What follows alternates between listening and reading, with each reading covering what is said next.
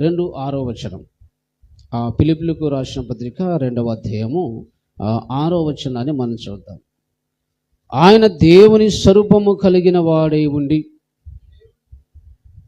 ఆయన దేవుని స్వరూపము కలిగిన వాడై ఉండి దేవునితో సమానముగా ఉండుట విడిచిపెట్టకూడని భాగ్యమని ఎంచుకొనలేదు గాని మనుషుల పోలికగా పుట్టి దాసుని స్వరూపం ధరించుకొని తన్ను తాను రిక్తునిగా చేసుకొనేను. చాలు, ప్రార్థన చేసుకుందాం. స్తోత్రం దేవా, పరిశుద్ధుడా, మహోన్నతుడా, సర్వశక్తిగల దేవా, ఆశ్చర్యకరుడా, అద్భుతకర కరుడా, నీకు వందనాలు. సత్యస్వరూపి, మా అందరి మనోన్నతను వెలిగించండి, హృదయాన్ని వెలిగించండి. ప్రభువా, మా అందరితో మీరు మాట్లాడండి. జీవం కలిగిన దేవుడు కనుక ఈ వాక్యాన్ని విరిచి పంచిపెట్టండి. ఏదైతే ప్రభా మందిరపు పునాదులని ఈ అంశం ధ్యానిస్తున్నామో ఆ విషయాన్ని ప్రభా స్పష్టంగా ప్రభా మాకు బోధించమని, నడిపించమని, కృప చూపమని నీకు వందనాలు, కృతజ్ఞతాస్తుతులు చెల్లిస్తూ యేసు క్రీస్తు నామములో నీ దాసుని అభిషేకించి మండించి మందరను మండించిన ఆయన నీ వాక్యాన్ని స్పష్టంగా అర్థం చేసుకో. హృదయం అనే పలక మీద వాక్యము రాసి ఫలింప చేయమని పరిశుద్ధాత్మదేవ అందరికీ సహాయం చేయని మా మధ్య ఉండుమని నీకు వందనాలు చెల్లిస్తూ యేసు నామములో ప్రార్థిస్తున్నాం తండ్రి. ఆమేన్, ఆమేన్, ఆమేన్. దేవుని బిడ్డలారా, మనము కొంచెం మీకు పాత విషయాలు కొన్ని జ్ఞాపకం చేస్తూ నేను మళ్ళా కంటిన్యూగా ఈరోజు అంశంలోనే వెళ్తాను. మనమందరం కూడా ఈ అంశాన్ని ధ్యానిస్తున్నా చెప్పండి. మందిరపు పునాదులు. ఏం చెప్పండి?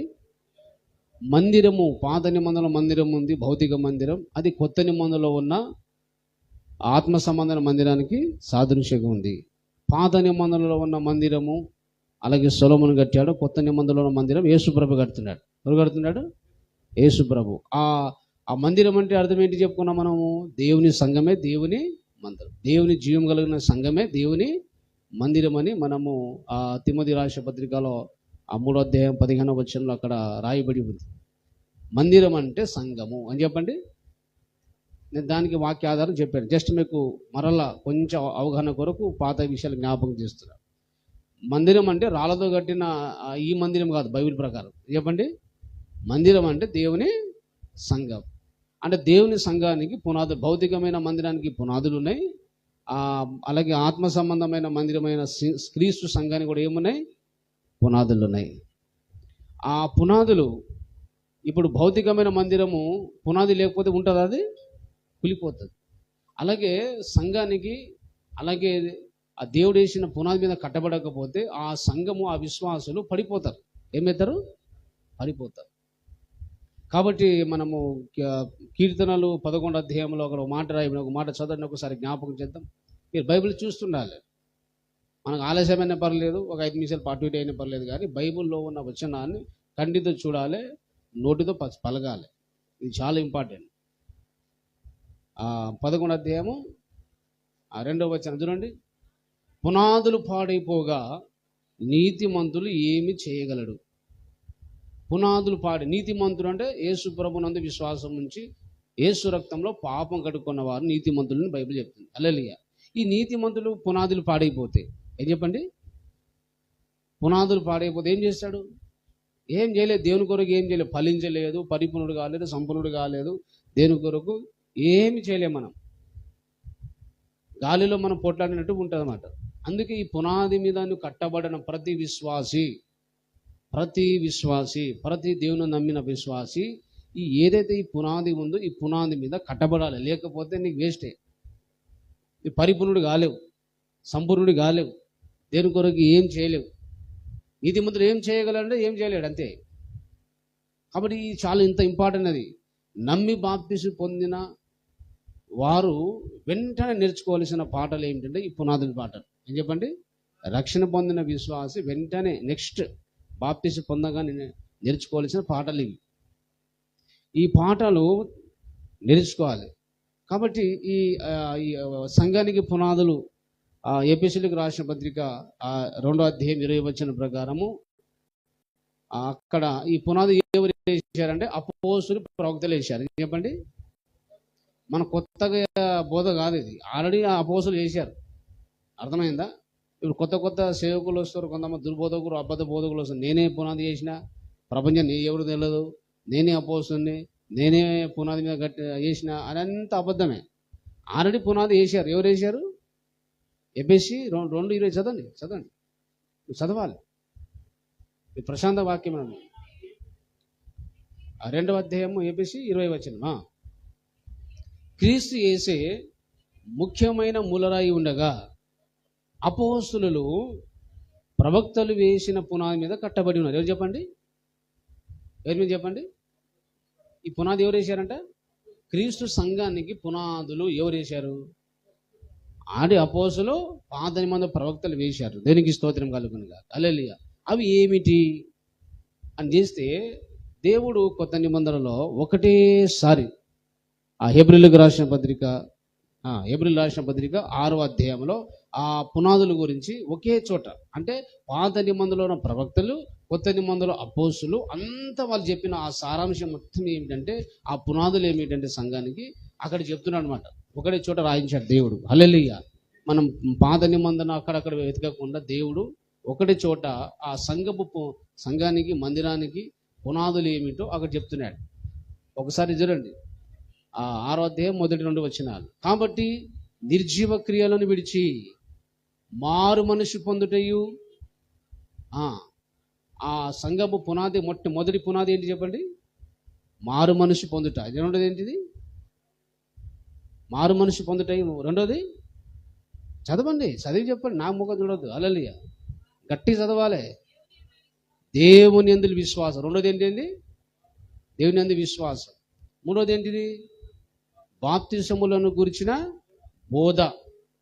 4వది ఏంటిది? హస్త నిక్షేపణ. ఏం చెప్పండి? 4వది ఏంటి చెప్పండి? హస్త నిక్షేపణ. 5వది ఏంటిది? మృతుల పునరుద్ధానము. 6వది ఏంటిది? నిత్యమైన తీర్పు. ఈ అంశాలు మొత్తం ఎన్ని ఉన్నాయి? 6 ఉన్నాయి. ఎన్ని ఉన్నాయి చెప్పండి? 6 ప్లస్ ఆ పాప అక్కడ ఇచ్చేసేమి, మీకు శోధిస్తుంది. ఆమె చిన్నపిల్లలు చాలా మైండ్ డిస్టర్బ్ చేస్తారు. అక్కడ తీసుకొచ్చేసి దేనికి స్తోత్రం. హల్లెలూయా. ఆమె వదిలేసి ఆడుకుంటున్నాను గాలి. దేనికి స్తోత్రం కలుగుగా. హల్లెలూయా. మీరందరూ జ్ఞాపకం చేసుకోవాలి. మొత్తం ఎన్ని ఉన్నాయి చెప్పండి? ఇక్కడ చెప్పండి. 6 పునాది. ఇవి 6. అలాగే ఎఫెసీ 2:20 ఏమన్నాడు? క్రీస్తే ముఖ్యమైన మూలరాయి. ఆ పునాది మూలరాయి ఎవరంట? క్రీస్తు. మిగతా ఇవి 6 ఏంటిది? క్రీస్తు ఏమో ముఖ్యమైన మూలరాయి, ప్లస్ ఈ 6 సిద్ధాంతాలు, ఈ బోధాలు. ఏం చెప్పండి? ఈ 6 ఉన్నాయి. ఎక్కడున్నాయి? మొత్తము 7 రాళ్ళు. ఏం చెప్పండి? 7 పునాది రాళ్ళు. ఆత్మ సంబంధమైన 7 పునాది రాళ్ళు. క్రీస్తు సంఘానికి, ఒక విశ్వాసికి పునాదులు ఉన్నాయి. అవి 7 ఉన్నాయి. ఎన్ని చెప్పండి? 7. మొదటి క్రీస్తు యేసే ముఖ్యమైన మూలరాయి. అలాగే హెబ్రీ 6వ అధ్యాయము మొదటి 2 వచనాలలో ఉన్న అది 6 విషయాలు. ఇవేమో బోధలు. ఏం చెప్పండి? బోధలు, సిద్ధాంతాలు. హల్లెలూయా. క్రీస్తు సంఘానికి, క్రీస్తు మందిరం అనే సంఘానికి పునాదులు, బోధలు, సిద్ధాంతాలు. ఏం చెప్పండి? బోధలు, సిద్ధాంతాలే. దేనికి స్తోత్రం కలుగును గాక. అవి మొత్తం 7 ఉన్నాయి. ఏం చెప్పండి? 7. ఆ మొదటి రాయి పేరు ఏంటిది? యేసుక్రీస్తు. ఏం చెప్పండి? మొదటి కొరింథీయులకు రాసిన పత్రిక 3వ అధ్యాయం 11వ వచనం చదవండి. ఇప్పుడు మొదటి కొరింథీయులకు రాసిన పత్రిక మొదటి రాయి, పునాది ఏంటి? ఇక్కడ మొదటి కొరింథీయులకు రాసిన పత్రిక 3వ అధ్యాయము 11వ వచనంలో చూడండి. 11వ వచనం ఏముంది? వేయబడినది తప్ప మరి ఒక పునాది ఏవడను వేయనేరడు. అర్థమైంది చెప్పింది మీరు. ఆల్రెడీ అపోస్తులు, ప్రవక్తలు వేసారు పునాది. అదే పునాది మీద కట్టాలి తప్ప ఇంకో వేరొక పునాది వేయడానికి వీళ్ళు లేదు. ఎవరైనా వచ్చి నేను కొత్త పునాది వేసిన అంటే అది అబద్ధమే. మొత్తం ఆల్రెడీ అపోస్తుల ద్వారా క్రీస్తు సంఘానికి ఈ పునాది ఏమిటో దేవుడు ముందు చెప్పేశాడు. దేవునికి స్తోత్రం కలుగును గాక. హల్లెలూయా. దాని మీదనే కట్టాడు తప్ప కొత్త కట్టదు ఇక మనం. అర్థమైందా? ఆ పునాది ఏమి అన్నాడు? చదవండి, కంటిన్యూ. అక్కడ ఉంది, కంటిన్యూ చదవండి. ఆ పునాది యేసుక్రీస్తే అన్న. ఏం చెప్పండి? యేసుక్రీస్తు పునాది. అది ముఖ్యమైన, ఆ పునాదిలో మొదటి రాయి లేదా ముఖ్యమైన మూల రాయి, ముఖ్యమైన పునాది రాయి ఎవరంటే యేసు ప్రభు. హల్లెలూయా. అలాగే మనము కొలస్సీయులకు రాసిన పత్రికలో మనం చూస్తే యేసు ప్రభు అనే ముఖ్యమైన మూలరాయి గురించి మనము గత వారం నుంచి ధ్యానిస్తున్నాం. మొత్తం పునాదిరాలు ఎన్ని? 7. చెప్పండి. వచ్చే వారం బట్టి రండి. అధ్యాయం 6వ అధ్యాయంలో ఉన్న విషయం బట్టిలో ఒకసారి మళ్ళీ రాసుకోండి. లేకపోతే ఆ గోడ మీద రాసుకోండి. ఇంట్లో మంచి నీటికి రాసుకోండి. 1, 2 నంబర్ రాసుకోండి. మొదటి రాయి క్రీస్తు వ్యక్తి, మిగతా 6 బోధలు, సిద్ధాంతాలు. హల్లెలూయా. ఈ పునాది మీద మనం కట్టబడకపోతే ఏమీ చేయలేవు. దేవుని కొరకు ఏమీ చేయలేవు. చాలా డేంజర్ అది. కాబట్టి తప్పకుండా నేర్చుకోవాల్సింది, చాలా ఇంపార్టెంట్ అది. అయితే ఇప్పుడు కొలొస్సీయులకు రాసిన పత్రికలో యేసుక్రీస్తు ప్రభు పునాది, ఆయనను మనం అర్థం చేసుకోవాలి. ఏం చెప్పండి? ఆయన గురించి మనం స్పష్టంగా తెలుసుకోవాలని వాక్యం చెప్తుంది. కొలొస్సీయులకు రాసిన పత్రికలో మనం చూసినట్టయితే, కొలొస్సీయులకు రాసిన పత్రిక కొలొస్సీ 2వ అధ్యాయము 2వ వచనం, చాలా పెద్ద వచనం ఉంది. డైరెక్ట్ నేను కొన్ని డైరెక్ట్ చదువుతున్నా. దేవుని మర్మమై ఉన్న క్రీస్తును, 2వ అధ్యాయము 2వ వచనం సగభాగం నుంచి చదువుతున్నా. దేవుని మర్మమై ఉన్న క్రీస్తును స్పష్టముగా తెలుసుకున్న వారే. ఏం తెలియదు చెప్పండి? దేవుని మర్మం. ఎవరు చెప్పండి? ఏదైనా బైబిల్లో మర్మం ఉందంటే క్రీస్తే.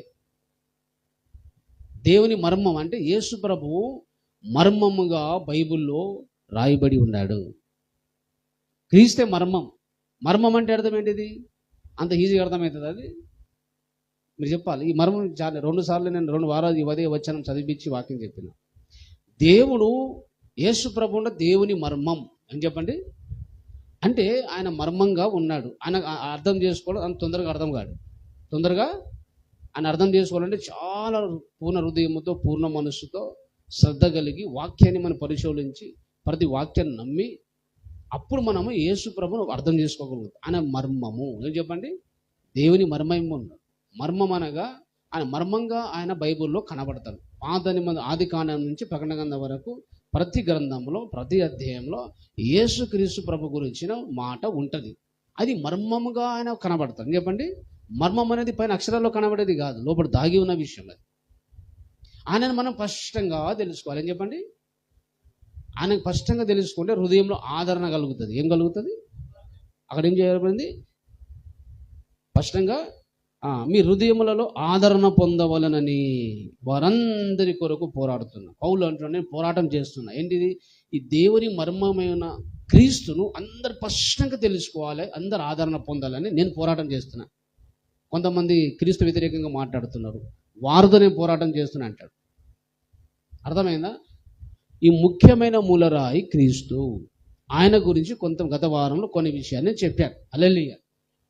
దానికి నేను మీకు చెప్పిన విషయాలు అంటే దేవుడు మన తిమోతికి రాసిన ప్రకారము మరలా ఆ విషయాన్ని మీకు జ్ఞాపకం చేసుకుంటూ మనం ముందుకు సాగుతాం. తిమోతికి రాసిన పత్రిక, దేవుడు నివసించే ఒక ప్రత్యేకమైన స్థలం ఉంది. ఏం చెప్పండి? దేవుడు నివసించే ఒక ప్రత్యేకమైన స్థలం ఉంది. ప్రతి మనిషికి ఒక నివాస స్థలం ఏది ఉందో, దేవుడు ప్రత్యేకంగా తన సంపూర్ణమైన మహిమతో అలాగే ఆయన నివసించే ఒక స్థలం ఉంది. అది ఏంటిది? తిమోతికి రాసిన పత్రిక మనం 6వ అధ్యాయంలో మనం చూస్తే, తిమోతికి రాసిన పత్రిక వచనాలు చూడాలి. మీరు బైబిల్ చూడాలి, చదవచ్చున్నారు, టెన్షన్ పడాల్సిన అవసరం లేదు. మన ఎవరు కొడతలేరు. హల్లెలూయా. మన ఎవరు కొడతలేరు. మనం చూడాలా? మీరు వాక్యం చూస్తేనే మీకు అర్థమవుతుంది, ఇక్కడ ఏముందో అర్థమవుతుంది. హల్లెలూయా. 2వ తిమోతికి రాసిన పత్రిక, మొదటి తిమోతికి రాసిన పత్రిక 6వ అధ్యాయము 16వ వచనం చూడండి. 6వ అధ్యాయము 16వ వచనం.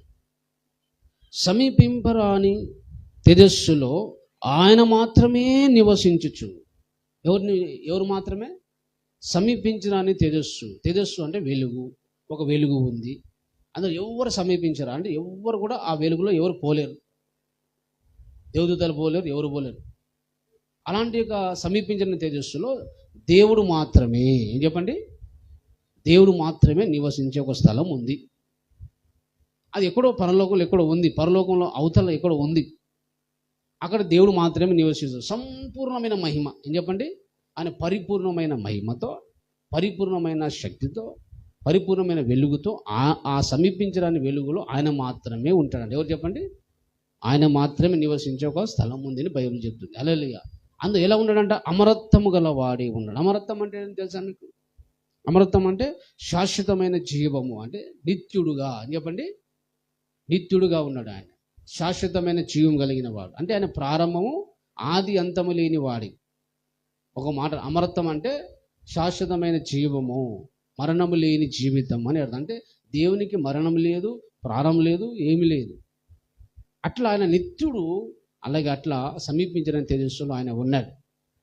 దానికి మీకు అర్థం కావడానికి కొన్ని కథలాగానే స్టోరీగా కంటిన్యూగా చెప్పాడు. హల్లెలూయా. ఆ సమీపించిన తేజస్సులో దేవుడు మాత్రమే ఉన్నాడు. ఆయన ప్రేమయి ఉన్నాడు. కాబట్టి ప్రేమ దేవుల్లో ఉంది. దేవుడు ప్రేమ చూపాలంటే ఇంకో వ్యక్తులు ఉండాలి. ఎవరు ఉండాలి చెప్పండి? వ్యక్తులు ఉండాలి. మొట్టమొదటిగా ఆయన ప్రేమించింది తన అదిత్య కుమారుడైన క్రీస్తుని ప్రేమించాడు. తండ్రి, కుమార, పరిశుద్ధాత్మ, ఈ ముగ్గురు అలాగే ఆ సమీపించిన తేజస్సులో ఉన్నారు. అప్పుడు పరలోకం లేదు, ప్రపంచం లేదు, ఏమీ లేదు. అప్పుడు ఆయన ప్రేమై ఉన్నాడు. ప్రేమ ఉన్నది కాబట్టి ఆ ప్రేమను వ్యక్తపరచాలంటే కొంతమంది వ్యక్తులు ఉండాలి. కాబట్టి దేవుడు సమీపించిన తేజస్సుల నుంచి, అలాగే ఆ త్రిత్వంలో ఉన్న దేవుల్లో ఉన్న రెండవ వ్యక్తి, దేవుడు ఒక్కడే. ఆ ఒక్క దేవుల్లో 3 వ్యక్తిత్వాలు ఉన్నాయి. ఏం చెప్పండి? స్వతంత్ర వ్యక్తిత్వాలు. ముగ్గురు నిర్ణయం తీసుకోగలరు, ముగ్గురు మాట్లాడగలరు, ముగ్గురు ఒక్కటిసారిగా ఉండగలరు, ముగ్గురు ఏకమై ఉండగలరు. కాబట్టి దేవుడు త్రిత్వమై ఉన్నాడని నేను చాలా విషయాలు ఇంతకుముందు చెప్పాను, పాత వీడియోస్లో రికార్డింగ్ ఉండేది. హల్లెలూయా. మళ్ళీ అందులో మనం పోదు, టైం వేస్ట్, కానీ మేము అవరం కొరకు. అయితే ఆ సమీపించిన తేజస్సులో నుంచి దైవ కుమారుడు, దేవుడిలో ఉన్న ఆ రెండవ వ్యక్తి అలా దైవ కుమారుని క్రీస్తు బయటికి వచ్చాడు. ఆ క్రీస్తు ద్వారా ఈ ప్రపంచాన్ని దేవుడు సృష్టించాడు. ఎవరు సృష్టించారు చెప్పండి? దేవదూతలను, కెరూబులను, అలాగే పరలోకమును, ఈ భూలోకమును, ఇంకా చుట్టుపక్కల ప్రపంచంలో దేవుడు సృష్టించాడు. ఎక్కడ ఉంది ఆ మాట? హెబ్రీయులకు రాసిన పత్రిక ఆ 1వ అధ్యాయంలో ఉంది. ఏముంది? దేవుడు తన కుమారుని ద్వారా ప్రపంచములను సృష్టించను. హెబ్రీయులకు రాసిన పత్రిక 1వ అధ్యాయము ఆ 1వ వచనంలో ఏముంది? దేవుడు ప్రపంచాలను సృష్టించాడు. ఒక ప్రపంచం కాదు, ఎన్నో ప్రపంచాలు ఉన్నాయి చుట్టుపక్కల, ఎన్నో ప్రపంచాలు ఉన్నాయి. అన్ని ప్రపంచాలను దేవుడు తన మాట ద్వారా, తన వాక్కు ద్వారా, అలాగే యేసుక్రీస్తు ప్రభు దైవ కుమారుడైన త్రిత్వంలో ఉన్న రెండవ వ్యక్తి, దేవుల్లో ఉన్న రెండో వ్యక్తి, అలాగే దైవ కుమారుని ద్వారానే ఈ సమస్తం దేవుడు సృష్టించాడు. దేనికి స్తోత్రం కలుగునుగాక. హల్లెలూయా. అక్కడ చదవండి ఒకసారి హెబ్రీయులకు రాసిన పత్రిక 1వ అధ్యాయం. ఆయన ద్వారా ప్రపంచములను నిర్మించాను. హెబ్రీ 1వ అధ్యాయం 1వ వచనం. ఆయన ద్వారా ఏం నిర్మించానంట? ప్రపంచములను. బహువచనం చెప్పాడు. ఒకటి కంటే ఎక్కువ ప్రపంచాలు ఉన్నాయి. 100లు ఉన్నాయి, 1000 ఉన్నాయి, కోట్లు ఉన్నాయేమో మరి ఎవరికి లెక్క తెలియదు, కానీ చాలా ప్రపంచాలు అయితే ఉన్నాయి. హల్లెలూయా. అనేక ప్రపంచాలు, 1000 కావచ్చు, కోట్లు కావచ్చు, లక్షల ప్రపంచం కావచ్చు. అన్ని ప్రపంచాలలో కలిసి విశ్వం అంటాం. ఏమంటాం చెప్పండి? ఏమంటాము? విశ్వం అంటే అనేక ప్రపంచాలను కలిసి దాన్ని విశ్వం అంటాం. దానికి ఇంకో భాషలో బైబిల్లో జగత్తు అంటాం. ఏమంటే జగత్తు అంటే అనేక వేల కోట్ల ప్రపంచాలను కలిసింది ఒక దగ్గర. మనం దానికి ఒక మాటలో జగత్తు లేదా విశ్వం అంటాం. హల్లెలూయా. అయితే యోహాను సువార్త 1వ అధ్యాయంలో మనం చూస్తే, యోహాను సువార్త 1వ అధ్యాయం 1వ వచనం చదవండి ఒకసారి. ఆదియందు వాక్యం ఉండెను, ఆదియందు వాక్యం ఉండెను, వాక్యము దేవుని వద్ద ఉండెను. చెప్పండి, వాక్యం ఎక్కడ ఉండెను? దేవుని వద్ద ఉండెను. దేవుడు ఎక్కడ ఉండెను? ఆ దేవుడు ఎక్కడ ఉండెను? వాక్యం ఆదియందు వాక్యం ఉండెను. వాక్యం ఎక్కడ, ఎవరి దగ్గర ఉండెను? దేవుని దగ్గర ఉండేను. దేవుడు ఎక్కడ ఉండేను? సమీపించిన తేజస్సులో ఉండేను. అక్కడ సమీపించిన తేజస్సులో ఉన్నాడు. ఆయన ఎలా ఉన్నాడు? ఆయన అక్కడ చదవండి ఒకసారి, అంటే కంటిన్యూ చదవండి అక్కడే. ఆది యందు ఆయన దేవుని వద్ద ఉండెను, సమస్తము ఆయన మూలంగా కలిగాను. యోహాను సువార్త 1వ అధ్యాయం చదువుతున్నాం మనం. 1వ వచనం. సమస్తము ఆయన ద్వారా. ఆయన ద్వారా ఎవరి ద్వారా? ఎవరి ద్వారా? అక్కడ ఉన్నది చెప్పండి. హల్లెలూయా. చక్కగా చూడండి, కళ్ళతో చూడండి. దేవునికి స్తోత్రం కలుగునుగాక. హల్లెలూయా. గంభీరంగా చదవాలి. హల్లెలూయా. ఎలా ఉండాలి మనము? దేవుని వాక్యం గట్టి చదవాలి. చదవండి, ఫస్ట్ చదవండి. ఆది యందు వాక్యం ఉండెను, వాక్యము దేవుని వద్ద వాక్యము ఎక్కడ ఉండేను? దేనికి స్తోత్రం. ఒక్కొక్కరు ఇంకా ముందు పోతారు. అలాగే కరెక్ట్ చెప్తున్నా, ఇంకా ముందు పోతారు. కంటే ఒకరు చదవండి. అలాగే ఆది యందు ఏముండెను? వాక్యము ఉండేను, వాక్యము దేవుని వద్ద ఉండేను, వాక్యము అది చదవలేదు. వాక్యము దేవుడే ఉండేను. దేవునికి స్తోత్రం కలుగునుగా. హల్లెలూయా. అంటే ఆయన కంటిన్యూ చదవండి. ఇంకా ఆయన ఆది యందు మళ్ళా స్టార్టింగ్ చదువుతారు. మళ్ళా మీరు చదవండి. మీరు ముందు పోతే బండి దేవునికి స్తోత్రం. ఆయన దగ్గరే పోతారు తప్ప ముందు పోతలేదు. హల్లెలూయా.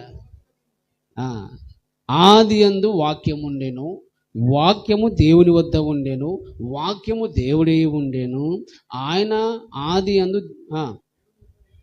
దేవుని వద్ద ఉండేను. సమస్తమును ఆయన మూలముగా కలిగినది ఏది ఆయన లేకుండా, అంటే యేసు ప్రభు లేకుండా కలగలేదు. ఈ సృష్టించిన వాడు ఎవరు? దైవ కుమారుడైన క్రీస్తు. ఏమని చెప్పండి? ఆయనే సృష్టించాడు. దేవునికి స్తోత్రం కలుగునుగా. హల్లెలూయా. కాబట్టి యేసు ప్రభువుకు ప్రారంభం లేదు. తండ్రి ఎప్పటి నుంచి ఉన్నాడో అప్పటి నుంచి దైవ కుమారుడు క్రీస్తు ఉన్నాడు. అలాగే తండ్రి కుమారు ఎప్పటి నుంచి ఉన్నారో పరిశుద్ధం అక్కడి నుంచి ఉన్నాడు. తండ్రి కుమార పరిశుద్ధమ అట్లాగే ఉన్నారు నిత్యం. వాళ్ళకు ప్రారంభం లేదు, పుట్టుక లేదు, ఏం లేదు. హల్లెలూయా. ఆ సమీపించిన తేజస్సు నుంచి దేవుడు తన మహిమను తగ్గించుకొని, ఏం చెప్పండి, ఆ సమీపించిన తేజస్సులో ఎట్లా ఉందో అట్లాగే బయటికి వస్తే దేవదూతలు కూడా చచ్చిపోతారు. దేవదూతలు కూడా చచ్చిపోతారు వాళ్ళు. అందుకే ఆ పరలోకం వచ్చేటప్పుడు ఇంకా ఆయన మహిమ టెంపరేచర్ ఆయన తగ్గించుకొని వచ్చాడు. ఇంకా భూలోకంలో వచ్చేదాన్ని ఇంకా మహిమను ఆయన తగ్గించుకొని లోకంలో మనుషులకు కనపడ. అంటే మనం ఎంత తట్టుకోగలమో, ఎంతవరకు చూడగలమో అంతవరకు ఆయన మహిమను తగ్గించుకొని దేవుడు వస్తాడన్నమాట. అది సంగతి. హల్లెలూయా. కానీ ఒరిజినల్ ఆయన స్వరము, ఆయన మహిమ, ఆయన ప్రభావం ఎక్కడుంది అంటే సమీపించినది. అది అక్కడ ఎవరి ఆ మహిమని ఇప్పటిదాకా ఎవరు కూడా చూడలేరు. అక్కడ తగ్గించుకొని వచ్చిన ఆ మహిమను, ప్రభావం మనం చూడగలిగామే, దేవదూతలు చూడగలిగారు. కానీ ఆ సమీపించిన తేజస్సులు ఎవరు వెళ్ళలేరు. అక్కడ దైవ కుమారుడు మాత్రమే, తండ్రి కుమార పరిశుద్ధ వాళ్ళే పోగలరు, రాగలరు తప్ప మన దేవదూతలు కానీ ఎవరు కూడా అక్కడ పోలేరు. అందుకే సమీపించడం అని తేజస్సు అనే పేరు. ఎవరు సమీపించలేరు, దేవుడు మాత్రమే నివసించే స్థలం అది. హల్లెలూయా. అయితే ఆ దేవుడు తండ్రి కుమార పరిశుద్ధాత్మ అలా సమీపించిన తేజస్సుని పరలోకంలో వచ్చారు, మహిమ తగ్గించుకొని వచ్చారు.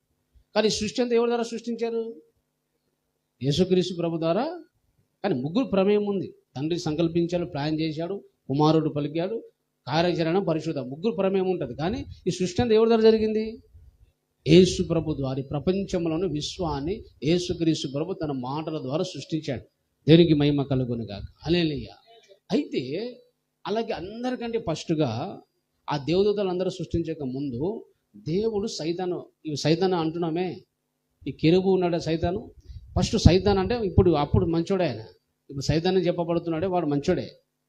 వానికి దేవుడు ఫస్ట్ సృష్టించాడు. ఎవరు సృష్టించాడు చెప్పండి? ఎవరు సృష్టించాడు? దేవుడు.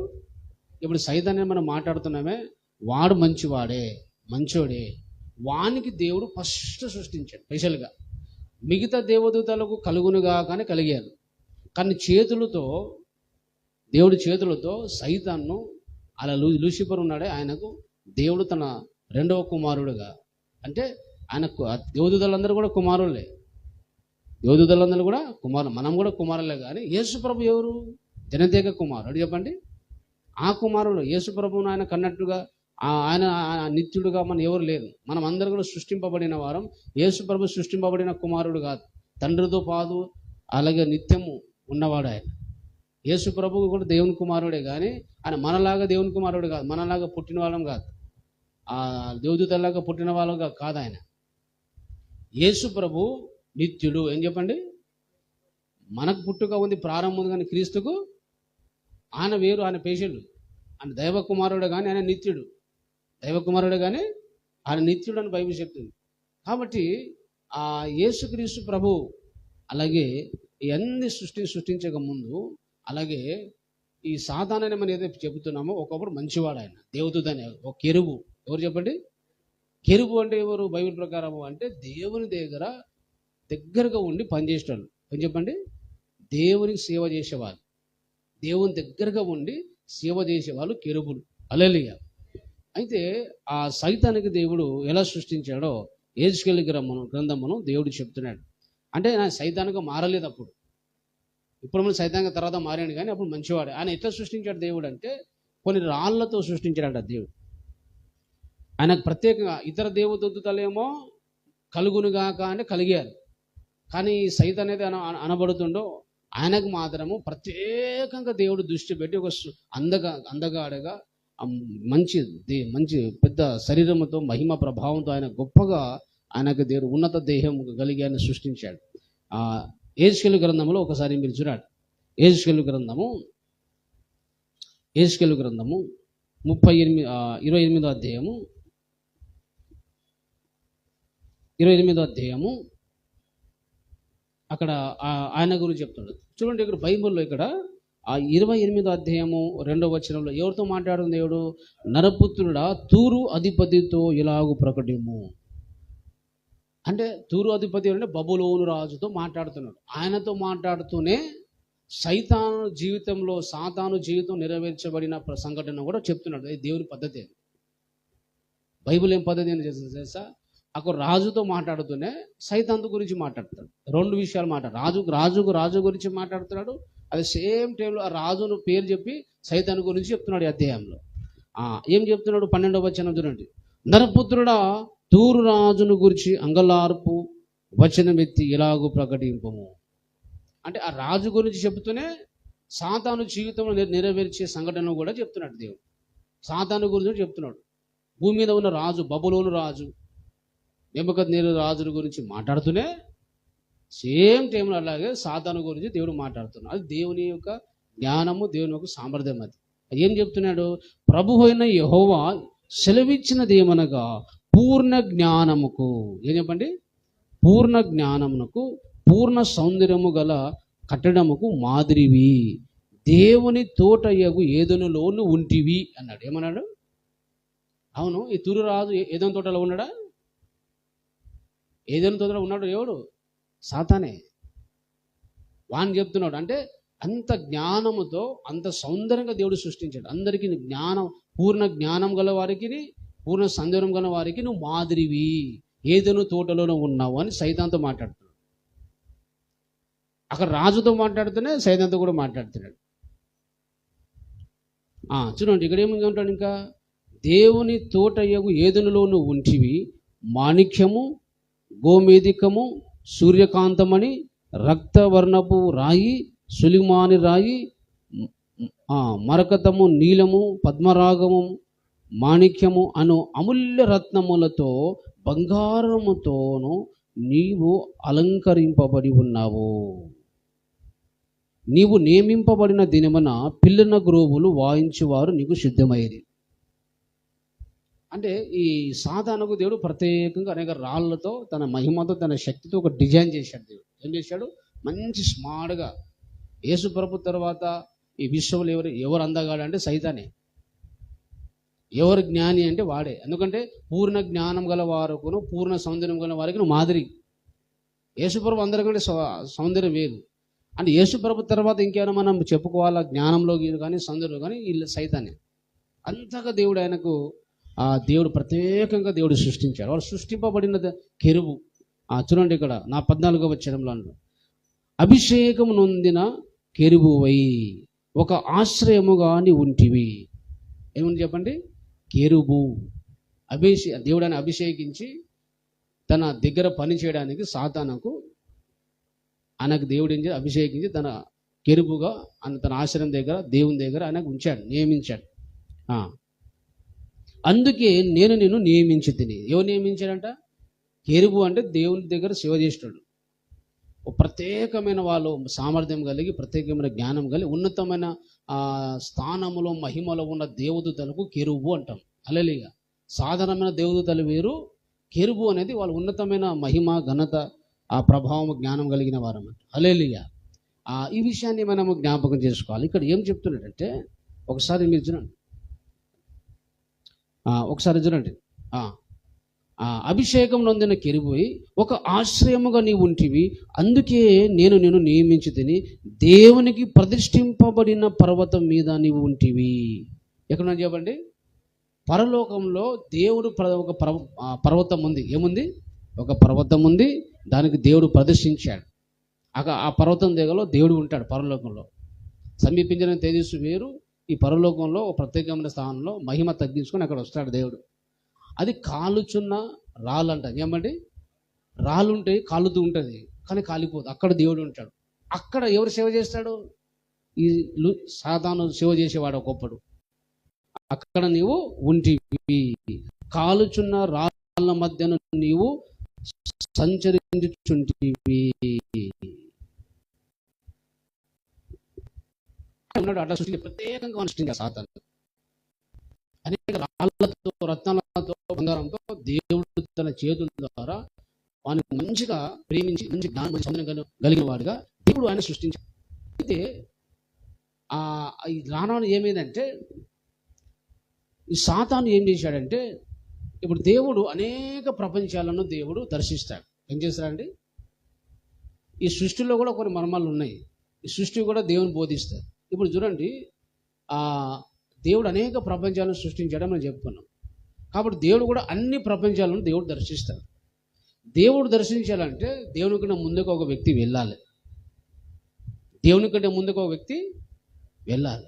ఇక మనకు దేవుడు వస్తున్నాడు, మన ప్రభు వస్తున్నాడు, నీతి సూర్యుడైన దేవుడు మనకు వస్తున్నాడని ముందు చెప్పాలి, అనౌన్స్మెంట్ చేయాలి. ఆ ముందు నడిచే పని ఎవరంటే ఈ సైతాన్ చేసేవాడు. ఎవరు చేసేవాళ్ళు? సైతాన్ చేసేవాడు. అలాగే సేమ్ టైంలో యేసుక్రీస్తు ప్రభు కూడా తగ్గించుకొని తండ్రి అయిన దేవుడు అనేక ప్రపంచాలు తిరిగినప్పుడు కూడా తండ్రి అయిన దేవుని కంటే ముందుగా యేసు ప్రభు కూడా వెళ్ళేవాడు. వెళ్ళాడు. యేసు ప్రభు కూడా ఆ పని చేసి తగ్గించుకొని తండ్రి కంటే ముందుగా ఆయన వెళ్ళి, అలాగే దేవుడు వస్తున్నాడని చెప్పేసి ఆ పని ముందుగా ప్రకటించే పని యేసు ప్రభు కూడా చేశాడు. దేవునికి స్తోత్రం కలుగునుగాక. హల్లెలూయా. అందుకే ఆ విషయాన్ని మర్మంగా రాయబడి ఉంది. ఒకసారి మీరు యెషయా గ్రంథంలో మనం చూస్తే సాతాను గురించి ఒక మాట రాయబడింది. ఈ మాట మనము చాలా ఇంపార్టెంట్, మనం నేర్చుకోవాలి. అది యెషయా గ్రంథము 14వ అధ్యాయం మీరు చూడాలి. యెషయా గ్రంథం 14వ అధ్యాయము, యెషయా గ్రంథం 14వ అధ్యాయంలో సాతాను గురించి 12వ వచనంలో ఒక మాట రాయబడింది. ఇక్కడ కూడా సేమ్ బబులు రాజు గురించి చెప్తూ మళ్ళీ సైతాన్ని గురించి చెప్తాడు మళ్ళీ మధ్యలో. అది దేవుని పద్ధతి. 12వ తేజో నక్షత్రమా వేకువ చుక్క నువ్వెట్లు ఆకాశం నుండి పడితివి, జనములను పడగొట్టిన నీవు నెలమట్టు వరకు ఎట్లు నరకబడితివి.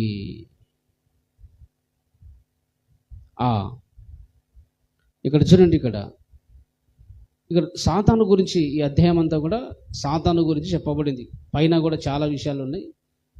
అక్కడ చూడండి 11వ వచనం, నీ మహాత్మ్యమును నీ స్వరమండముల స్వరమును పాతాళమున పడవేయబడెను. ఎక్కడ పడవేయబడెను అంటే సాతాను మంచి వాయిద్యకారుడు, మంచి సంగీతం వాయిద్యాలు వాయిస్తాడు పరలోకంలో. మళ్ళీ దేవుని దగ్గర సేవ చేస్తాడు. అంత మన జ్ఞానం ఉంది, సామర్థ్యం ఉంది, సౌందర్యం ఉంది, అంత పరిపూర్ణమైన జ్ఞానం ఉన్నాడు. అంటే దేవుని తర్వాత మనం ఏదైనా పోల్చుకోవాలి అంటే ఎవరు జ్ఞాని అంటే సైతానే, ఎవరు అందంగా ఉన్నాడంటే సైతానే. అట్లా ఉండేవాడు పరలోకంలో. ఇప్పుడు కాదు, అప్పుడు ఉండేవాడు. అయితే ఆయనకు తేజో నక్షత్రమా అని రాయబడి ఏం పిలుస్తుంది? దేవుడు వేకువ చుక్క తేజో నక్షత్రం అని పిలువబడింది. అలాగే యేసు ప్రభు గురించి కూడా ఇదే మాట రాయబడింది. సేమ్ సాతాను గురించి ఏదైతే ప్రకటింపబడిందో దేవుని గురించి కూడా అదే మాట రాయబడింది.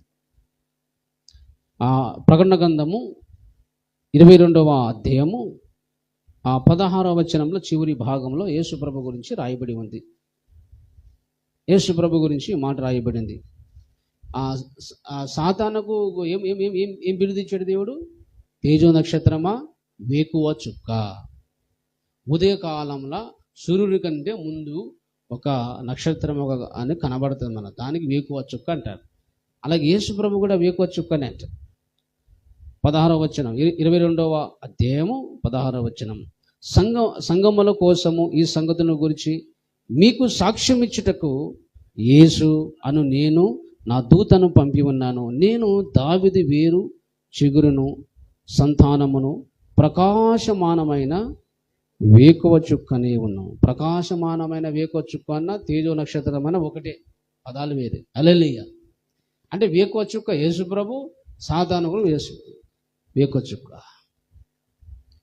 అంటే ఈ సూర్యుడి కంటే ముందుగా ఏమొస్తుంది చెప్పండి? పొద్దున సూర్యుడి కన్నా ముందు ఎవరు వస్తారు? ఒక నక్షత్రం వస్తుంది. ఫస్ట్ ఏమొస్తుంది చెప్పండి? ఆ నక్షత్రం వచ్చిన తర్వాత వెనకాల ఎవరు వస్తారు? సూర్యుడు వస్తారు. అంటే దేవుడు అనేక ప్రపంచాలను దర్శించినప్పుడు నీతి సూర్యుడు దేవుని పేరు ఉంది అనక దేవుడు అనేక ఇట్లా ఆ ప్రపంచంలో తన మహిమ కనబడినప్పుడు ఆ ప్రపంచంలో ఉన్న ప్రజలందరూ కూడా ఆయన చూడడానికి, నమస్కరించడానికి, పూజించడానికి అందరూ కూడా సిద్ధంగా ఉంటారు. ఆయన వచ్చినప్పుడు ఆయనకన్నా ముందుగా ఒక నక్షత్రం లాగా లూసిఫర్ పనిచేశాడు. సేమ్ యేసు ప్రభు కూడా దైవ కుమారుడు, నిత్యుడై ఉన్న ఆయన దేవునితో ఉన్న సమానుడిగా ఉన్న ఈ క్రీస్తే అలాగే ఆయన కూడా వేకువ చుక్కలాగా తండ్రి అన్న దేవుడు పోతుంటే ముందుగా ఆయన అలాగే వెళ్ళేవాడు. వేకువ చుక్క వచ్చిందంటే అలాగే యేసు ప్రభు వచ్చాడంటే అలాగే వెనకాల దేవుడు వస్తున్నాడు అర్థం. ఈ సాధారణ కూడా దేవుడితో ఈ కూడా వేకువ చుక్కలాగా పనిచేశాడు. ముందు వచ్చాడంటే ఇంకా దేవుడు కూడా వస్తున్నాడని అర్థం. అందుకే వేకువ చుక్క అనే మాట రాయబడింది, మర్మంగా అది. హల్లెలూయా. అంటే దేవుడు అనేక ప్రపంచ సూర్యుడిలాగా అలాగే కనబడుతూ ఉంటే ముందుగా వెళ్ళి అలాగే ముందుగా అందరికీ తెలియపరిచే వాళ్ళు ఎవరంటే సైతాన్. కెరుబై ఆ పని చేశాడు. యేసు ప్రభు కూడా తగ్గించుని ఆ పని చేశాడు. హల్లెలూయా. అందుకే ఆయన దేవుని మర్మమై ఉన్నాడు రాయడు. ఏం చెప్పండి? మర్మమై ఉన్నాడు. ఇక్కడ భూలోకం తగ్గించుకోవడమే కాదు, పరలోకంలో కూడా తగ్గింపగలిగి అందరితో కలిసి మెలిసి ఉన్నాడు ఎవరంటే దేవుడు. హల్లెలూయా. పరలోకంలో అందరు దేవదూతలతో యేసుక్రీస్తు ప్రభు అలాగే కలిసి మెలిసి ఉండేవాడు. దైవకుమారుడు ఆయన నిత్యుడు, తండ్రి నిత్యుడు, పరిశుద్ధ నిత్యుడు. అయితే అందరి ప్రపంచంలో దేవదూతలందరితో యేసుక్రీస్తు ప్రభు తగ్గించుకొని కలిసి ఉండేవాడు. హల్లెలూయా. కానీ అందరికంటే ఆయన హెచ్చు. 45వ కీర్తనలో రాయబడింది చూడండి. 45వ కీర్తన హెబ్రీయులకు రాసిన పత్రికలో కూడా హెబ్రీయులకు రాసిన పత్రిక మొదటి అధ్యాయము మనం చూస్తే, హెబ్రీయులకు రాసిన పత్రిక మొదటి అధ్యాయము మనం చూస్తే అక్కడ ఒక మాట రాయబడి ఉంది. మొదటి అధ్యాయం హెబ్రీ మొదటి అధ్యాయము 9వ వచనం చూడండి. నీవు నీతిని ప్రేమించితివి, దుర్నీతిని ద్వేషించితివి. అందుచేత దేవుడు నీ తోటి వారి కంటే నిన్ను హెచ్చించినట్లుగా ఆనందము తైలముతో అభిషేకించు. ఎవరి గురించి మాట్లాడుతుంది ఈ వచనం? 8వ వచనం. కుమారుని గురించి అయితే అన్నాడు. ఏమన్నాడు అక్కడ? కుమారుని గురించి దేవుడు అంటున్నాడు. ఈ మాట ఎవరి గురించి రాయబడింది? ఇది నీ తోటి వారి కంటే నిన్ను హెచ్చించినట్లుగా ఆనంద తైలంతో అభిషేకించాడు. తోటి వారంటే దేవదూతలు. అన్ని ప్రపంచంలో దేవదూతలు అందరికంటే హెచ్చుగా యేసు ప్రభును దేవుడు హెచ్చించాడు, తండ్రిన దేవుడు. అంటే అందరితో ఆయన కలిసి ఉండేవాడు. ఏం చెప్పండి? దేవదూతలు అందరితో కలిసి ఉన్నాడు, సాధన ఉంటాడు, అందరితో కలిసి ఉంటాడు. మళ్ళా దేవుని ఆరాధించే టైం వచ్చినప్పుడు, ఎక్కడ వచ్చినప్పుడు దేవుని ఆరాధించినప్పుడు తండ్రి పక్కన కూర్చుంటాడు. ఎక్కడ కూర్చుంటాడు? ఎక్కడ కూర్చుంటాడు చెప్పండి? మిగతా సమయంలో అందరితో పాప కలిసి ఉంటాడు, తగ్గించుకుంటాడు. ఒకసారి దేవదూతలు చేసే పనులు కూడా ఆయన చేసి వేకో చుక్కలాగా దేవుని కూడా ముందుగా వెళ్ళేవాడు. ఆయన అందరికీ అనౌన్స్మెంట్ చేసే ఆ దేవుడు ఇంకా వస్తున్నాడు అని చెప్పేసి, ప్రభు వస్తుందని చెప్పేసి ఆ పని కూడా ఆయన చేశాడు. అలాగే అందరికంటే తోడి వాడి కంటే నీకు హెచ్చించాడంటే నాకు అర్థం ఏంటిది అంటే అన్ని దేవదూతలతో ఆయన కలిసి ఉన్నాడు, సాధారణంగా ఉన్నాడు. కానీ హెచ్చించాడంటే ఆరాధించే టైం వచ్చినప్పుడు అందరూ ఆయనకు తండ్రితో పాటు అందరు శుద్ధించాలని ఆరాధించారు. హల్లెలూయా. ఇలా జరుగుతూ ఉంది. ఇలా ఎన్ని సంవత్సరాలు జరిగిందో మనకు తెలియదు, కానీ ఇలాగూ పరలోకంలో జరిగిన సంఘటన ఇది. హల్లెలూయా. అలాగూ అన్ని ప్రపంచాలలో యేసుక్రీస్తు ప్రభు దేవదూతలతో కలిసి ఉంటాడు, తగ్గింపు కలిగి ఉంటాడు, గలుస్తాడు, ఆదరించాడు, అన్నితో ఉంటాడు, అన్ని ప్రపంచాలు వెళ్తాడు. మళ్ళా దేవదూతలందరూ కూడి దేవుని సన్నిధి కూడుకునే ఒక టైం ఉంది. మనం ఎలా ఆదివారం కూడుకుంటున్నామో అలాగే అన్ని ప్రపంచంలో ఉన్న దేవదూతలు దేవుని సన్నిధిలో కూడుకునే ఒక దినం ఉంది. అందుకే ఆ మర్మమును దేవుడు ఏబు గ్రంథంలో బయలుపరుస్తారు. ఏబు గ్రంథంలో చాలా మర్మాలు ఉన్నాయి. అక్కడ చెబుతున్నాడు చూడండి. ఆ ఏబు గ్రంథము మొదటి అధ్యాయము ఆ మాట మీరు చూడండి. పరలోకంలో కూడా అన్ని ప్రపంచాల్లో ఉన్న దేవదూతలు అందరూ కలిసి ఒక పరలోకంలో అందరూ ఒక దగ్గర కూడుకొని ఆరాధించే ఒక స్థలం ఉంది. అక్కడ దేవుడు ఉంటాడు. ఒక దినం ఉంది, ఒక ప్రత్యేక దినం. ఆ ఏ దినమో అక్కడ పరలోకంలో మనకు తెలియదు, కానీ ఒక దినం ఉంది అని బైబిల్ చెప్తుంది. అది సోమవారం, ఆదివారం పరలోకంలో ఆ దినాలు ఏం లేవు, ఇక్కడ భూమి మీద ఉన్నాయి. హల్లెలూయా. ఆ ఏబు గ్రంథం మొదటి అధ్యాయము 6వ వచనం. దేవదూతలు యెహోవా సన్నిధిని నిలుచుటకై వచ్చిన దినం ఒకటి ప్రదర్శించెను. యెహోవా సన్నిధి నిలుచుటకై దేవదూతలు ఒక దినము వచ్చింది. హల్లెలూయా. ఇంకోసారి చూడండి మీరు 2వ అధ్యాయం 1వ వచనం.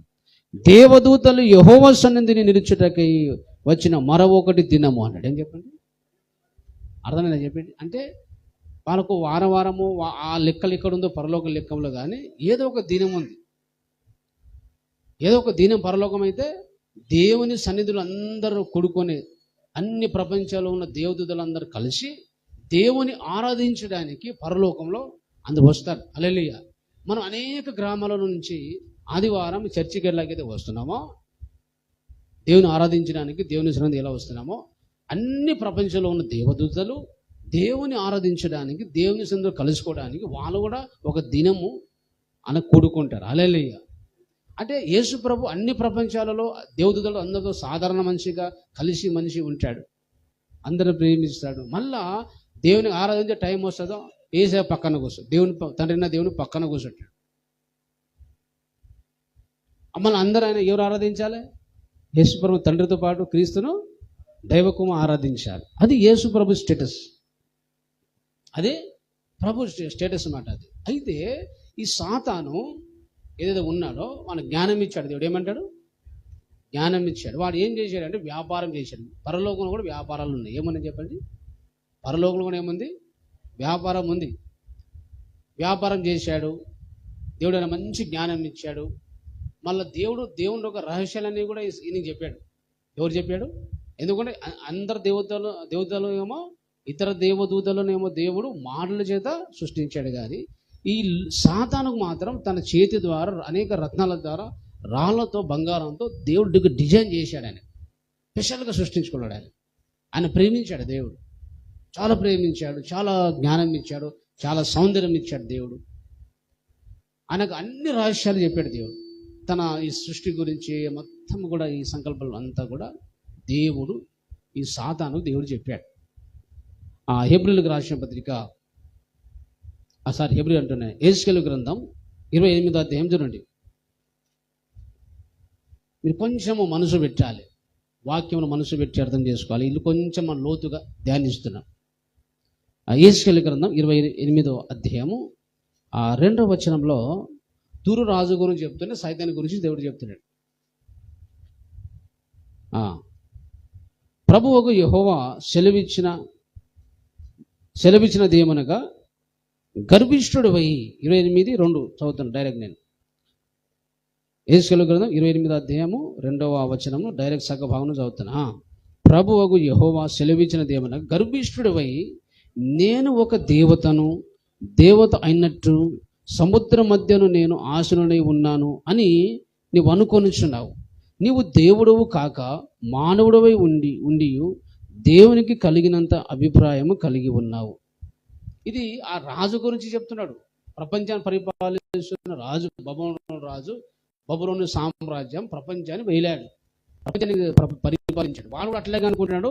సేమ్ వాంతో మాట్లాడుతున్నాడు, సైతాన్ని గురించి కూడా మాట్లాడుతున్నాడు. నువ్వు దానియేలు కంటే జ్ఞానవంతుడు. చూడండి, ఈ బబులోను రాజు దానియేలు కంటే జ్ఞానవంతుడు. చెప్పండి మీరు ఆలోచన. దానియేలు కంటే జ్ఞానవంతుడా ఈ బబులోను రాజు?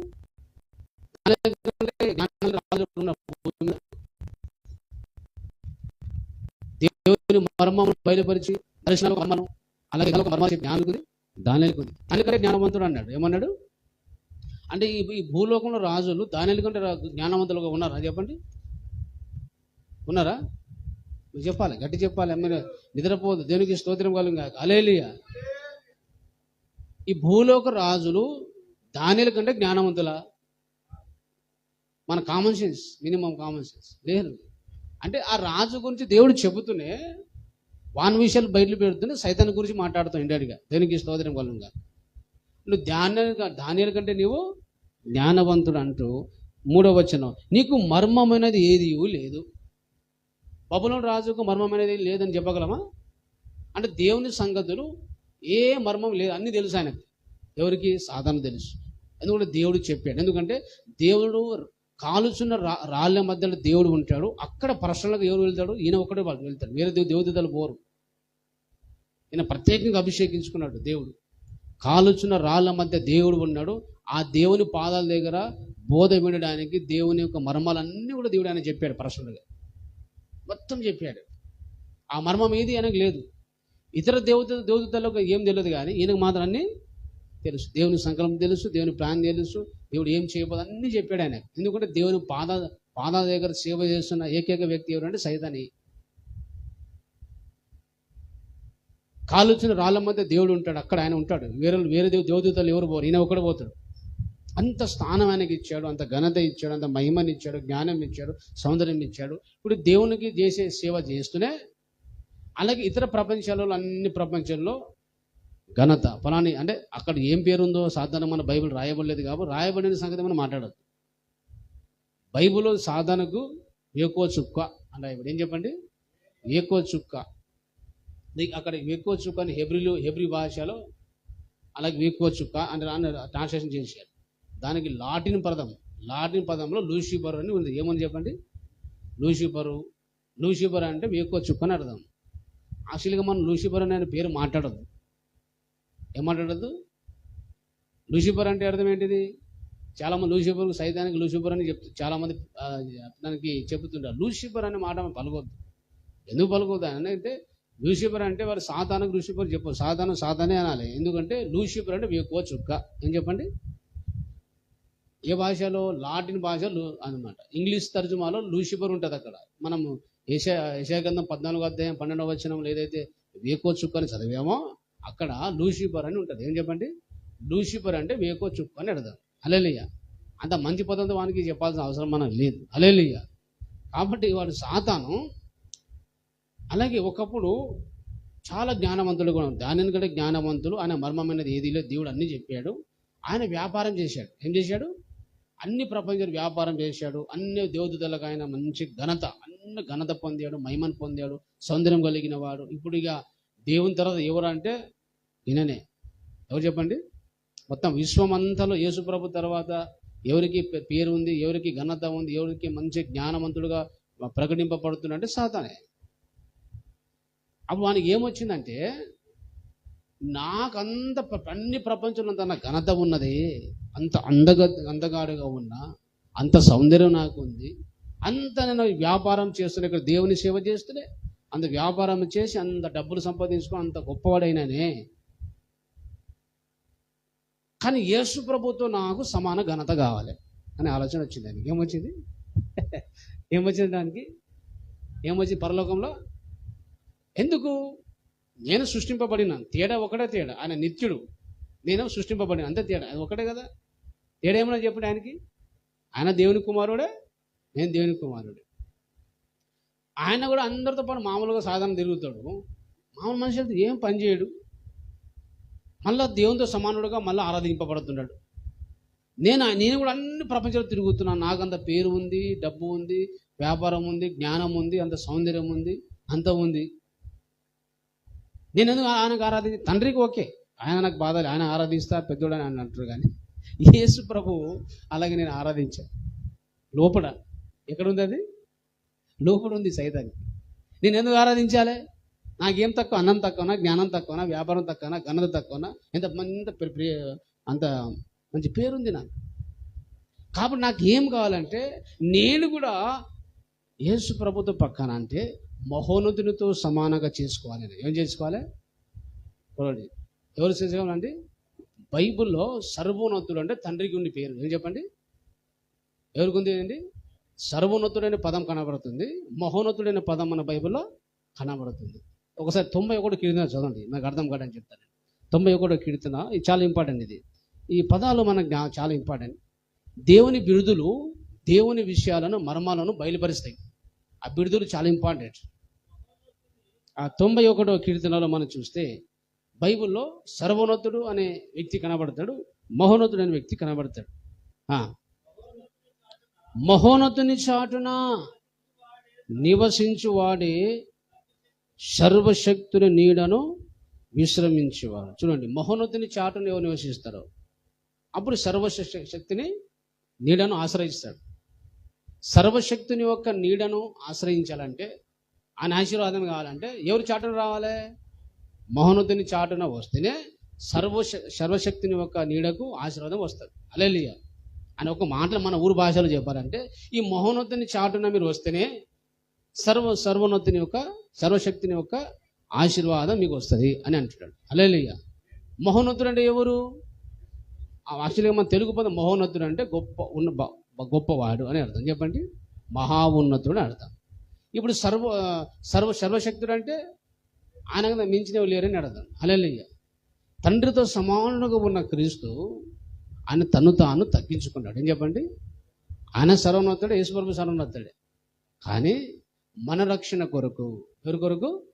మానవ జాతి రక్షణ కొరకు తన్ను తాను ఆయన తగ్గించుకున్నాడు. ఏం చేసినాడండి?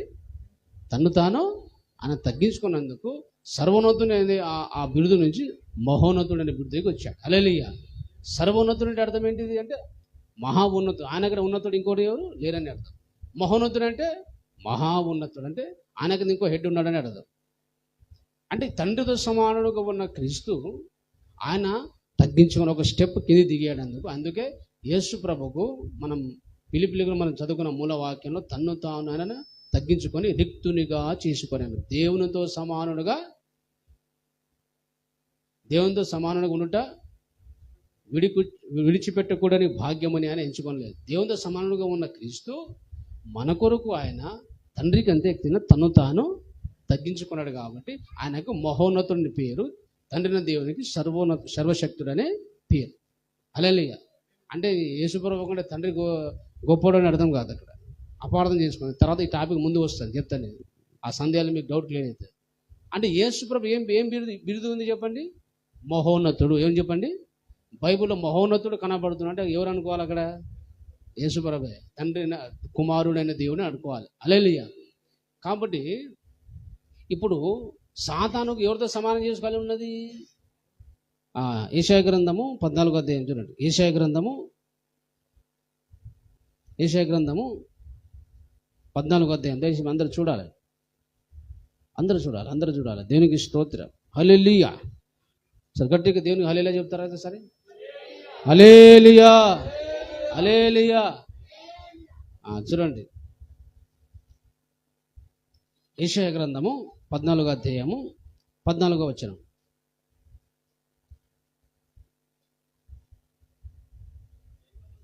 మేఘమండలం మీద ఎక్కేదను. 13 నుంచి చదివితే మనకు అర్థమవుతుంది. 13, నేను ఆకాశంలో ఎక్కిపోయేదను, దేవుని నక్షత్రములకు పైగా నా సింహాసనము హెచ్చించుతును. దేవుని నక్షత్రం అంటే దేవదూతలు. దేవుని నక్షత్రములు అనగా దేవదూతల అందరికంటే పైన నా సింహాసనం నేను హెచ్చించుకుంటా. ఉత్తర దిక్కున ఉన్న సభా పర్వతం మీద కూర్చుందును, మేఘ మండలం మీదకి ఎక్కిదును, మహోన్నతునితో నన్ను సమానులుగా చేసుకొందును అని మనసులో అనుకుంటేవి కదా. ఏమన్నాడు చెప్పండి? ఇంకోటి తెలుసా? ఈ 2 విషయాలు ఉన్నాయి ఇక్కడ ఈ అధ్యాయం. అంటే ఈ రాజు కూడా అట్లాగే అనుకున్నాడు, దేవునితో సమానం చేసుకుని వీడు కూడా అనుకున్నాడు. సేమ్ టైంలో మళ్ళా సైతాన్ గురించి దేవుడు మాట్లాడతాడు. 2 విషయాలు మాట్లాడుతున్నాడు దేవుడు. హల్లెలూయా. నేను మహోన్నతునితో అంటే ఎవరు చెప్పండి? దైవ కుమారుని క్రీస్తుతో నేను సమానంగా చేసుకోవాలి. ఆయనతో పాటు సమాన ఘనత నాకు కావాలి. ఆయన పక్కన నేను కూర్చోవాలి. నాకు కూడా అందరూ ఆరాధించాలి. నాకేం తక్కువ? జ్ఞానం తక్కువనా? సౌందర్యం తక్కువనా? అందరితో కలిసి ఉంటున్నా, అన్ని ప్రపంచాలు తిరుగుతున్నా నేను అని సాతాను యేసు ప్రభుతో సమానం చేసుకోవాలనే ఆ దుర్బుద్ధి పుట్టింది. హల్లెలూయా. ఆ పుట్టినప్పుడు వాడు ఏం చేసిన దేవుని దగ్గర వస్తాడు, మనసులో ఉన్నది, మనసులో అనుకున్నాడు. ఏమనుకున్నాడు? దైవ కుమారుడైన, నిత్యుడైన దైవ కుమారుడైన క్రీస్తుతో నేను, మహోన్నతునితో నేను సమానంగా, అంటే యేసు ప్రభు ఎలాగైతే ఆరాధించబడుతున్నాడో పరలోకంలో, నేను కూడా ఆరాధింపబడాలి, ఆ సమాన ఘనత కావాలి. ఆయన నాకేం తేడా? ఒకటే తేడా. ఏం తేడా? ఆయన నిత్యుడు, మన మధ్యలో నేను పుట్టినవాడు, నేను సృష్టింపబడిన వాడు, ఆయన మాత్రం నిత్యుడు దేవుడు. అది ఒక్కడే తేడా. కానీ సౌందర్యం, నాకు కూడా సౌందర్యం ఉంది కదా, నాకు కూడా ఘనత ఉంది కదా, నాకు కూడా జ్ఞానం ఉంది కదా, దేవుని గురించి అంత మర్మం అంతా దేవుడు నాకు చెప్పాడు, నాకు అంత తెలిసిపోయింది. అంత వ్యాపారం ఉంది అని ప్రపంచంలో నాకు. కాబట్టి ఏదైనా సరే నాకు తండ్రిన దేవుడిని కొంచెం నాకు అన్యాయం చేసినట్టు నాకు డౌట్ వస్తుంది. అంత ఘనత ఉన్న నాకు ఆయన పక్కన కూర్చోబెట్టి నాకు కూడా మహిమపరచండి అని చెప్తే ఎంత బాగుండు అని మనుషులు అనుకున్నాడంట. వాళ్ళు చెప్పండి. కానీ దేవుని చెప్తున్నాడు, వాడు చెప్పలే. మనుషులు అనుకున్నాడంట వాళ్ళు, నేను మహోన్నతునితో అనగా దైవ కుమారుని క్రీస్తుతో పరలోకంలో సమానం చేసుకోవాలి, సమానంగా ఆరాధింపబడాలి నేను అనుకున్నాడు మనుషులు. కానీ లోపల అనుకుంటాడు మళ్ళా ప్రభువా తండ్రి అని దేవుని దగ్గర వచ్చి మళ్ళీ వాడు ఏం చేస్తాడు? సేవ చేస్తాడు. లోపల ఉన్న విషయం చెప్తున్నాడు బయటికి. ఏమన్నా చెప్పినానా అనుకున్నానా, దేవుడు తోలు తీసేసి నాశనం చేసి పడేస్తాను. కాబట్టి మనుషులు అనుకున్నట్టు వాడు ఏం చేస్తున్నాడు. కానీ ఎవరు తెలుసు మనుషులు ఉన్న సంగతి? దేవుడు మాత్రం అన్నీ తెలుసు. అని దేవుడు అన్నీ తెలిసి కూడా ఏం చెప్తున్నాడు దేవుడు. వాడే బయట పడతాడులే, వాడే పబ్లిసిటీ అవుతాడు. అప్పుడుదానే మౌనం ఉండాలని దేవుడు అన్నీ తెలిసి వాడు అంటే అని చెప్తున్నాడు. దేవుడు అన్నీ నడుస్తున్నాడు, సేవ చేస్తున్నాడు, కాలు ఒత్తుతున్నాడు, దేవుని స్తోత్రం అంటాడు, వందన అంటాడు, వాయిద్యాలు వాయిస్తాడు, దేవుని మహిమ పలుసు అంతా చేస్తాడు. లోపడేముంది వానికి? నాకు దేవుడు కొంచెం అన్యాయం చేస్తున్నాడు, కొంచెం నాకు ఆ మహోన్నతితో పక్కన కూర్చోబెడితే నాకు కూడా అంత మహిమనిస్తే చాలా బాగుండే. కానీ తండ్రి దేవుడు అంతా నాకు అంత మహిమ జ్ఞానం సౌందర్యం ఉన్నాడు, కానీ తండ్రిన దేవుడు మాత్రము నాకు అన్యాయం చేస్తున్నా అనిపిస్తుందని మనసులో అనుకున్నాడు. అట్లా వాడు ఏం చేసిందంటే, ఒకసారి చూడండి యెహెజ్కేలు గ్రంథంలో ఆ మాట రాయబడి చూడండి. యెహెజ్కేలు గ్రంథము 28వ అధ్యాయం, యెహెజ్కేలు గ్రంథం 28వ అధ్యాయంలో 15వ వచనం చూడండి. వాడు ఎట్లా ఉన్నాడు చూడండి. ఆ కాలుచున్న రాళ్ళ మధ్య ఆయన దేవుని సన్నిధి దగ్గర ఒక కెరూబు సేవ చేస్తున్నాడు. 15వ వచనం, నీవు నియమింపబడిన దినం మొదలుకొని పాపము నీందు కనబడు వరకు ప్రవర్తన విషయంలో నీవు యథార్థవంతుడుగా ఉంటివి. ఎలా ఉన్నాడంటే చెప్పండి, పాపము బయటపడేంత వరకు వాడు యథార్థంగానే మాట్లాడుతున్నాడు, యథార్థంగానే ప్రవర్తిస్తున్నాడు. 16వ వచనం, అయితే నీకు కలిగిన విస్తారమైన వర్తకము చేత, చెప్పండి, విస్తారమైన వర్తకము చేత లోపల నీవు అన్యాయం పెంచుకొని పాపము చేయించు వచ్చితివి గనక దేవుని పర్వతం మీద నీవు ఉండకుండా. ఏమండి? అవునే, భూలోక రాజుని మనం అప్లై చేసుకుంటే వాడు దేవుని పర్వతం మీద ఉన్నాడా రాజు? అర్థమైందా మీ పాయింట్? తూరు రాజుని మాట్లాడుతున్నాడు, కానీ వాని చెప్తూనే సాతాను గురించి దేవుడు బయలుపరుస్తున్నాడు. దేవుని పర్వతం మీద ఉన్నాడంటే తూరు రాజు అక్కడ ఉన్నాడా? లేడు కదా. అంటే దేవుని యొక్క పద్ధతి అంటే ఈ భూలోక రాజుతో, ప్రపంచ రాజుతో, బబులోను రాజుతో మాట్లాడుతూనే సేమ్ టైంలో సాతాను గురించి బయలుపరుస్తున్నాడు దేవుడు. దేవుని పర్వతం మీద నీవు ఉండకుండా నేను నిన్ను అపవిత్రపరిచి ఆశ్రయముగా ఉన్న కెరూబు, ఏమని చెప్పండి, దేవుని ఆశ్రయం ఉన్న కెరూబు కాలుచున్న రాళ్ళ మధ్యను నీవికను సంచరింపవు, నిన్ను నాశనము చేసి తిని అన్నాడు. కాలుచున్న రాళ్ళ మధ్య ఇప్పటిదాకా ఉన్నావు, ఇప్పుడు నేను నాశనం చేస్తున్నానని అంటున్నాడు. అంటే వాళ్ళు లోపల ఆ దురాలోచన పెట్టుకొని దేవుని దగ్గర మాత్రం నటిస్తున్నాడు వాడు. దేవునికి స్తోత్రం కలుగునిగా. హల్లెలూయా. 17వ వచనం, నీ సౌందర్యము చూచుకొని, ఏం చూసుకొని? గట్టి చెప్పాలి అందరు. సాతాను ఏం చూసుకున్నాడంట? నీ సౌందర్యము చూసుకొని నీవు గర్వించిన వాడవై నీ తేజస్సు చూచుకొని, తేజస్సు అంటే వెలుగు, వాని గొప్ప వెలుగు ఉంది దాని లోపల, తగతగ మెరుస్తున్న వాడు కూడా. అందరు దేవదూతల కంటే ఎక్కువ వెలుగు వాని లోపల ఉంది. ఆ వెలుగు ఉంది, సౌందర్యం ఉంది. నీ జ్ఞానము చెరుపుకుంటేవి, కావున నేను నిన్ను నేలను పడవేసేదను, రాజులు చూచుచుండగా నేను హేళన అప్పగించేదను. దేని బట్టి గర్వించినట్టే వాడు? జ్ఞానము, సౌందర్యము, వర్తకం, లాభం. అక్కడ వ్యాపారం బాగా చేశాడు. గొప్ప ధనవంతుడు ఆయన పరలోకంలో. అలాగూ తన అందమును బట్టి, జ్ఞానం బట్టి గర్వించి వాడు ఏమనుకున్నాడంటే, మహోన్నతునితో యేసు ప్రభుతో నాకు సమానంగా దేవుని ఆరాధింపబడాలి, ఘనత కావాలి అని ఎక్కడ అనుకున్నాడు? మనసులో. హల్లెలూయా. అలాగ వాళ్ళు ఏం చేశాడంటే, అనేక ప్రపంచంలో తిరిగి తిరిగి తిరిగి తిరిగి తిరిగి అన్నా బాగున్నావా అన్న అంటే బాగున్నా, కానీ కొంచెం తమ్ముడు డౌట్ ఉంది ఒకటి అన్నాడు. అంతా నా ఘనత ఉంది కదా, జ్ఞానం ఉంది కదా, ఏం తక్కువ ఉంది అందరూ అంటారు, కరెక్టే. కానీ దేవుడు మాకు తండ్రిన దేవుడు అందరూ ఆయన సమానంగా ఉంటాడు, మామూలు మనిషి ఉంటాడు, తిరుగుతూనే ఉంటాడు, అన్నీ చేస్తుంటాడు. నా జ్ఞానం ఉంది, ఆయన జ్ఞానం ఉంది, నాకు ఘనత ఉంది, ఆయన ఘనత ఉంది, నాకు సౌందర్యం ఉంది, ఆయన సౌందర్యం ఉంది, నాకేం తక్కువ తమ్ముడు. కాబట్టి నాకు కూడా కొంచెం అంటే కొంచెం సమానంగా దేవుడు కృప ఇస్తే బాగుండే అని చెప్పేసి అట్లా మెల్లగా వాళ్ళ జ్ఞానంతో అనేక దేవదూతలను పుల్లలు పెట్టి స్టార్ట్ చేసిండు. మన భాషలో చెప్పాలంటే ఏం చేసిండు? పుల్ల నెగిటివ్గా చెప్పడం స్టార్ట్ చేసిండు. అలా స్టార్ట్ చేసి లాస్ట్గా రైస్కి ఏం చెప్తున్నా వచ్చినంటే, దేవుడు మన పట్ల కొంచెం అన్యాయంగా ప్రవర్తిస్తున్నాడు. ఏం చేస్తున్నాడు? అన్యాయంగా నా విషయంలో చేశాడు, నీ విషయంలో కూడా దేవుడు చేస్తున్నాడని అనేక విషయాలు బోధించి ఆ విషయాలు ఎప్పుడు మాట్లాడడం టైం లేదు, కానీ అలాగ వారు నెగిటివ్గా బోధించి వారు మొత్తము కొన్ని కోట్ల మంది దేవదూతలను దేవుడు మనకు అన్యాయం చేస్తున్నాడని ఒక మైండ్లో తీసుకొచ్చినాడు. హల్లెలూయా. వాళ్ళ మాట విని కనిపించిన వాళ్ళు మొత్తం దాదాపు 100కు 30 మంది. ఎంతమంది? 100కు 30 మంది దాదాపు. అలాగే పరలోకంలో అన్ని ప్రపంచంలో కోట్ల మంది దేవదూతలు వాళ్ళ మాటలో కన్విన్స్ అయిపోయారు. మిగతా వాళ్ళు డౌట్లో ఉండిపోయారు. ఏమైపోయారు? వాళ్ళ మాట విని ఆది కాండంలో కొంతమంది పాపం చేయించినవాడు. ఏం చేయించిండు? పాపం చేయించినవాడు.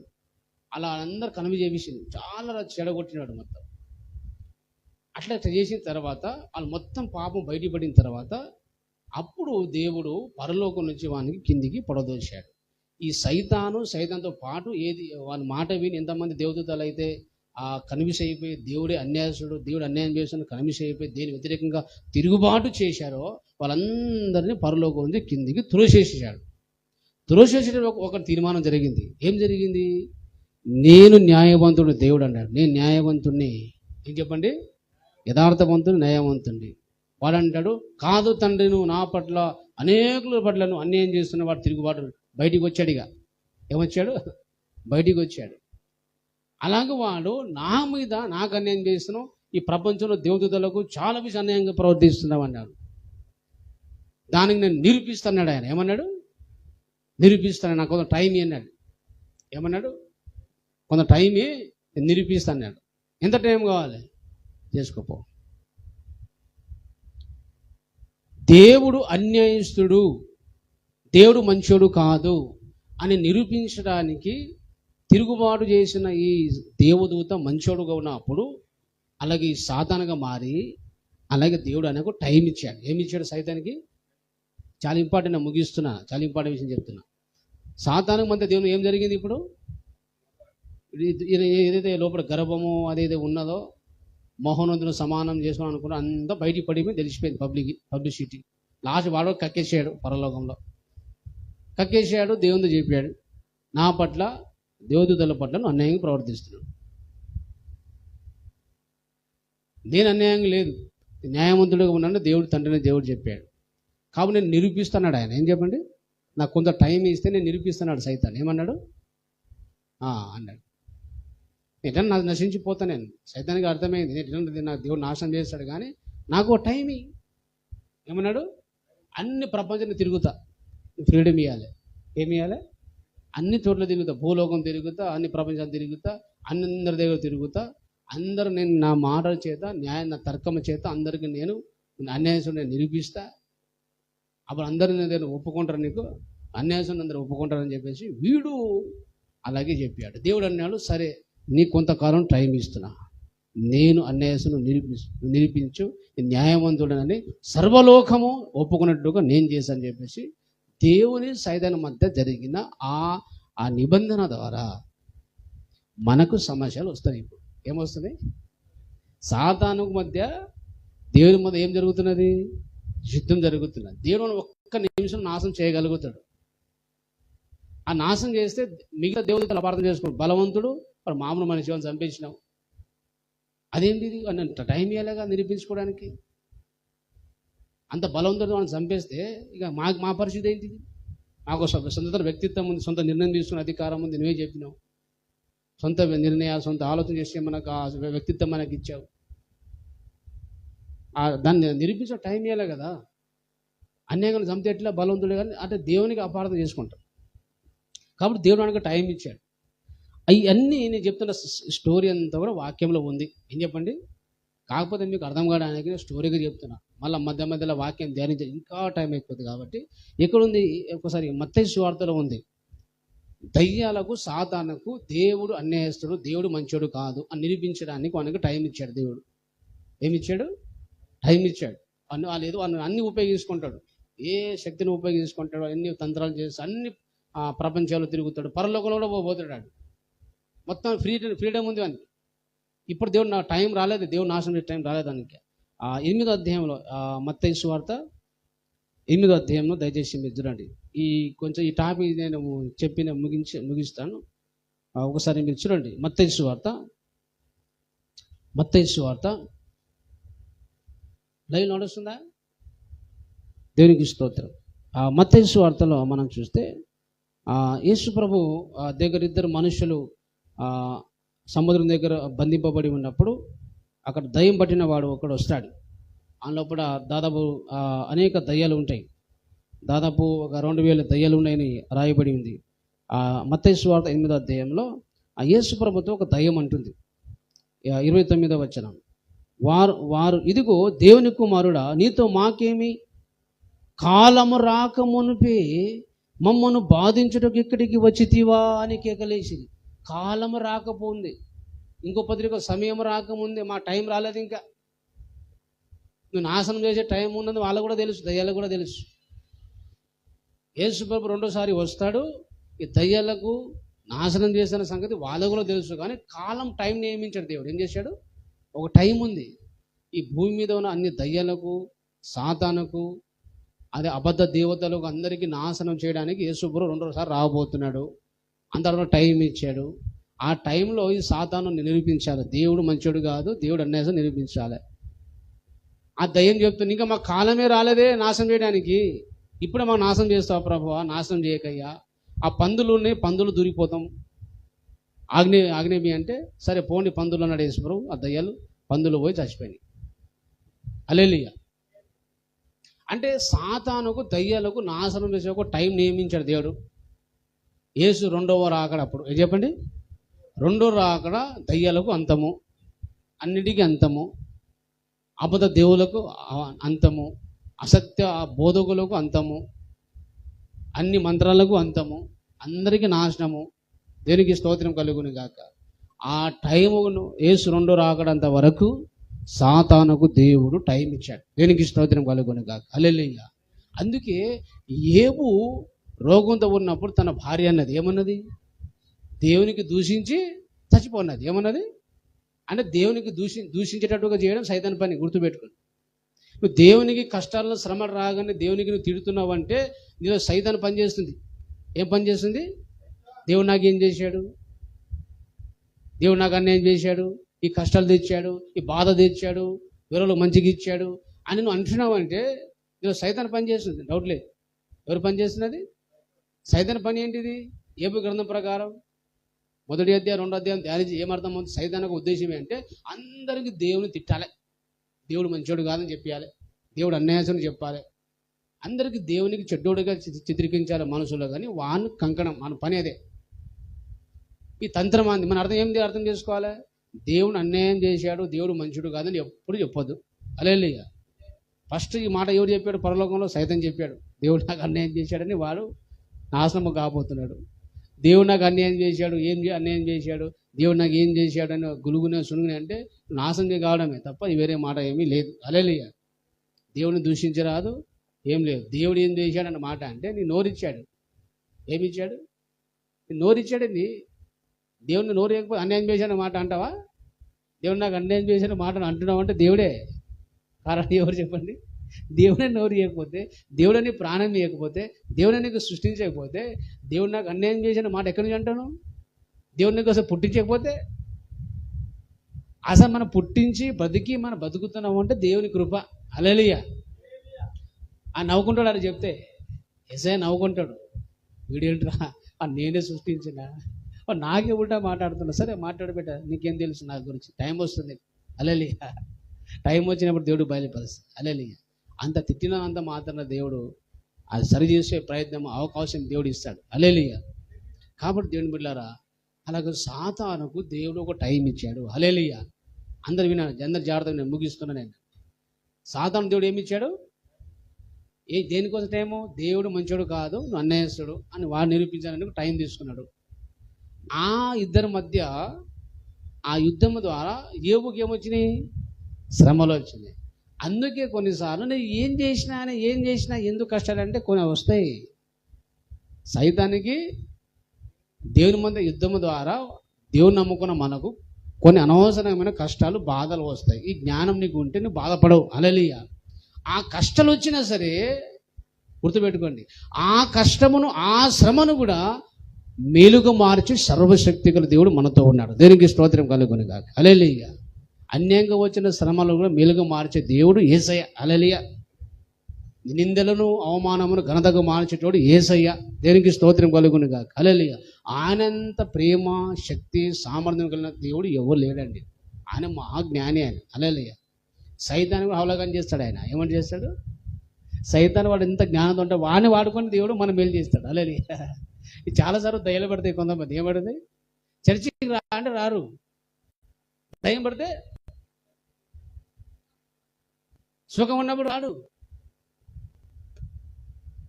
ఇప్పుడు చూడండి, మేము క్రైస్తవ సమాజంలో చాలామంది దేవుని ఎందుకు నమ్ముకున్నాం. ఎక్కువ శాతం నాకు దయ్యం ఉండే చర్చికి వెళ్ళినా మంచిగా అయినా నమ్ముకున్నా. కొంతమంది రోగం వచ్చిందే, మంత్రాలు చేసిందే, ఎక్కడ బాగాలేదు, చర్చికి వచ్చినా మంచిగానే ఏసీ నిజమైన దేవుడు అని తెలుసుకున్నా. ఈ సాక్ష్యాలు అవే ఎక్కువ ఉంటాయి. మామూలుగా వాక్యమే రక్షణ పొందడం చాలా తక్కువ. సమస్యలలో, కష్టాల్లో, దయ్యాలు, మంత్రాల చేత రోగం చేత బాధపడి నమ్ముకునే వాళ్ళు ఎక్కువ. అంటే అర్థం ఏంటిది? వాడు సాతాను రోగం పెడితే, సాతాను దయ్యాలు పడితే ఆ సైతాన్ని వాడుకొని కూడా మనకు దేవుడు రక్షణ ఇస్తున్నాడు. దేవుని జ్ఞానం అది. హల్లెలూయా. అది దేవుని సామర్థ్యం, అది దేవుని గొప్పతనం. అది మరి దేవుడు అంత గొప్పవాడు. అందుకే నీకు ఏ సమస్య వచ్చినా, నీకు ఎలాంటి ఆలోచన రాకపోయినా, నీ కరెక్ట్ దారిలో నడిపించి కరెక్ట్గా నీకు మేలుకరంగా మార్చే దేవుడు, ఇమ్మానుయేలు దేవుడు నీకు తోడే ఉన్నాడు. దేనికి స్తోత్రం కలుగును గాక. హల్లెలూయా. ఎవరున్నాడని చెప్పండి? మనకు తోడు దేవుడు ఉన్నాడు. భయపడవద్దు. ఇక ఏం లేదు. మన ఓడ నడిపిస్తున్న మన జీవితం అని ఓడ నడిపించేవాడు యేసయ్య. ఆ నమ్మకం అంతే. దేనికి స్తోత్రం కలుగును గాక. హల్లెలూయా. ఈ కష్టాలైన శ్రమలైన బేఫికర్ ఉంటుంది. దేవునికి స్తుతి కలుగును గాక. ఎందుకంటే ఆయన నీతో ఉన్నాడు, నీలో ఉన్నాడు. నువ్వు ఏ దయ్యాలకు, మంత్రాలకు భయపడదు. హల్లెలూయా. అందుకే నేను దయ్యాలకు ఈ మంత్రాలు ఏమంటాడంటే దోమలతో సమానం. వాళ్ళు ఏం చెప్పండి? దోమలకి ఎవరైనా భయపడరా? దోమలకి ఏమైనా భయపడతారా? చెప్పండి. దోమలకైనా భయపడతారా? అస్సలు నేనైతే అసలు దయ్యాల మంత్రాలకు అసలు లెక్కనే చేయను. హల్లెలూయా. దేవుని నమ్ముకున్నావు, దేవుని బిడ్డ, నీ మీద దయ్యాల మంత్రాలు పనిచేయదు, ఏం పనిచేయదు, అంతే. హల్లెలూయా. నీకు చూసి భయపడతాయి. హల్లెలూయా. అర్థమైందా? అట్లా పనిచేసి అందరు చంపేస్తాడు. నువ్వు కరెక్ట్గా ప్రతిరోజు ప్రార్థన చేయి. ఏం చేయాలి? ఎవరిడే ప్రేయర్లో ఉండు, దేవుని సాహసం ఉండు. ఏ మంత్రము కానీ, ఏ దయ్యం కానీ నీకు పనిచేయదు, రాదు, ఇలా దూరదు. ఏ మంత్రం నీకు కాకపోతే వాళ్ళు ఏం చేస్తాయంటే వేరే మీద దూరి మనం ఇబ్బంది పెడితే అవి మాత్రం చేయగలుగుతాయి. మన లోపల రాలేవు, మనం ముట్టలేవు. కానీ వాళ్ళు ఈ సాతాను, దయ్యాల మంత్రాలు వేరే వేరే మనసుల్లో దూరి వాళ్ళ ద్వారా సమస్యలు తీస్తాయి. దాన్ని ప్రార్థిస్తే దాన్ని కూడా జయిస్తాం, అంతే. జయం మనదే తప్ప వాంది కాదు. హల్లెలూయా. కాబట్టి ఈ సైతానికి, దయ్యాలకు మనం అస్సలు భయపడవద్దు. ఎందుకంటే సర్వశక్తి గల దేవుడు యేసయ్య మనతో ఉన్నాడు. ఆయన. హల్లెలూయా. అన్ని సమస్యలలో మనకు దాటింపజేసి నడిపించి నమ్మకంగా మరి రాంగ్ రూట్లో పోయినా, తప్పు మార్గంలో పోయినా మరలాతో ఒక దెబ్బ కొట్టి సరైన మార్గంలో తెచ్చి నడిపించే నమ్మకమైన దేవుడు మన యేసయ్య ఉన్నాడు. దేవునికి మహిమ కలుగును గాక. హల్లెలూయా. అంత గొప్ప దేవుడు ఉండగా మనం భయపడొచ్చా? భయపడన్నా చెప్పండి, గడి చెప్పండి అమ్మా. భయపడన్నా? భయమే లేదు. ఏం లేదు, నాకు భయమే లేదు. హల్లెలూయా.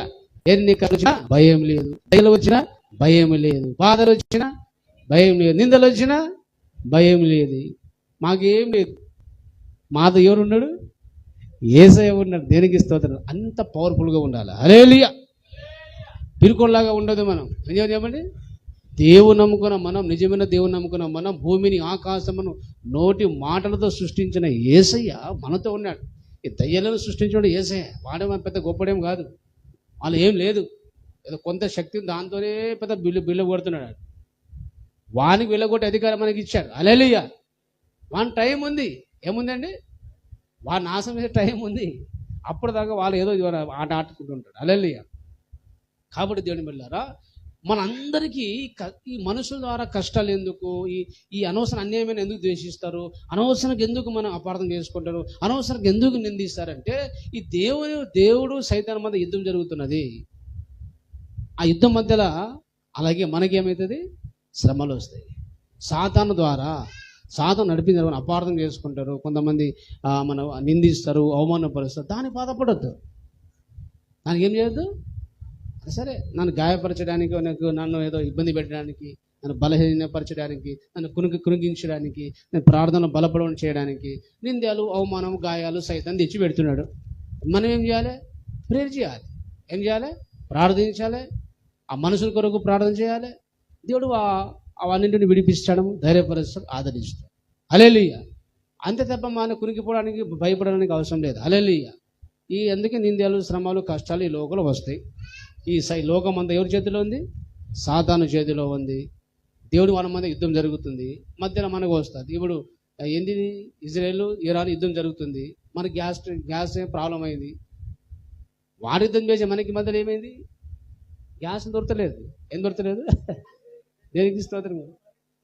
వాడెక్కడో గొడవ పడితే మనకు సమస్య అన్నట్టుగా దేవుడు సైతం ఇద్దరు గొడవ పడితే ఏవుకు సమస్యలు వచ్చినాయి, మనకు కూడా వస్తాయి. హల్లెలూయా. ఏమొస్తాయి? మనకు కూడా వస్తాయి. దాన్ని బాధపడొచ్చా? నమ్మకం ఉండాలి. అది అర్థం కాకపోతే ఎందుకు వచ్చింది కష్టం, ఎందుకు వచ్చింది నాకు ఏం తెలియదు. అబ్బా ఎందుకు వచ్చినా నాకు తెలియదు, నాకేదో మేలు చేసాడేసి దేనికి స్తోత్రం కలుగు కాక. హల్లెలూయా. నేనేది శ్రమలో నమ్మకం ఉంటా, యథార్థంగా ఉంటా, బలంగా ఉంటా, ప్రార్థిస్తా, ప్రకటిస్తా, ఇంకా గట్టిగా దేవుల్లో ఉంటా నేను. అది నీ తీర్మానం. హల్లెలూయా. దేనికి మహిమ కలుగును కాక. హల్లెలూయా. కాబట్టి లూసిఫరు గొప్పవాడేం కాదు, బలవంతుడేమీ కాదు, అంత శక్తిమంతుడేం కాదు, అంత జ్ఞానవంతుడేం కాదు.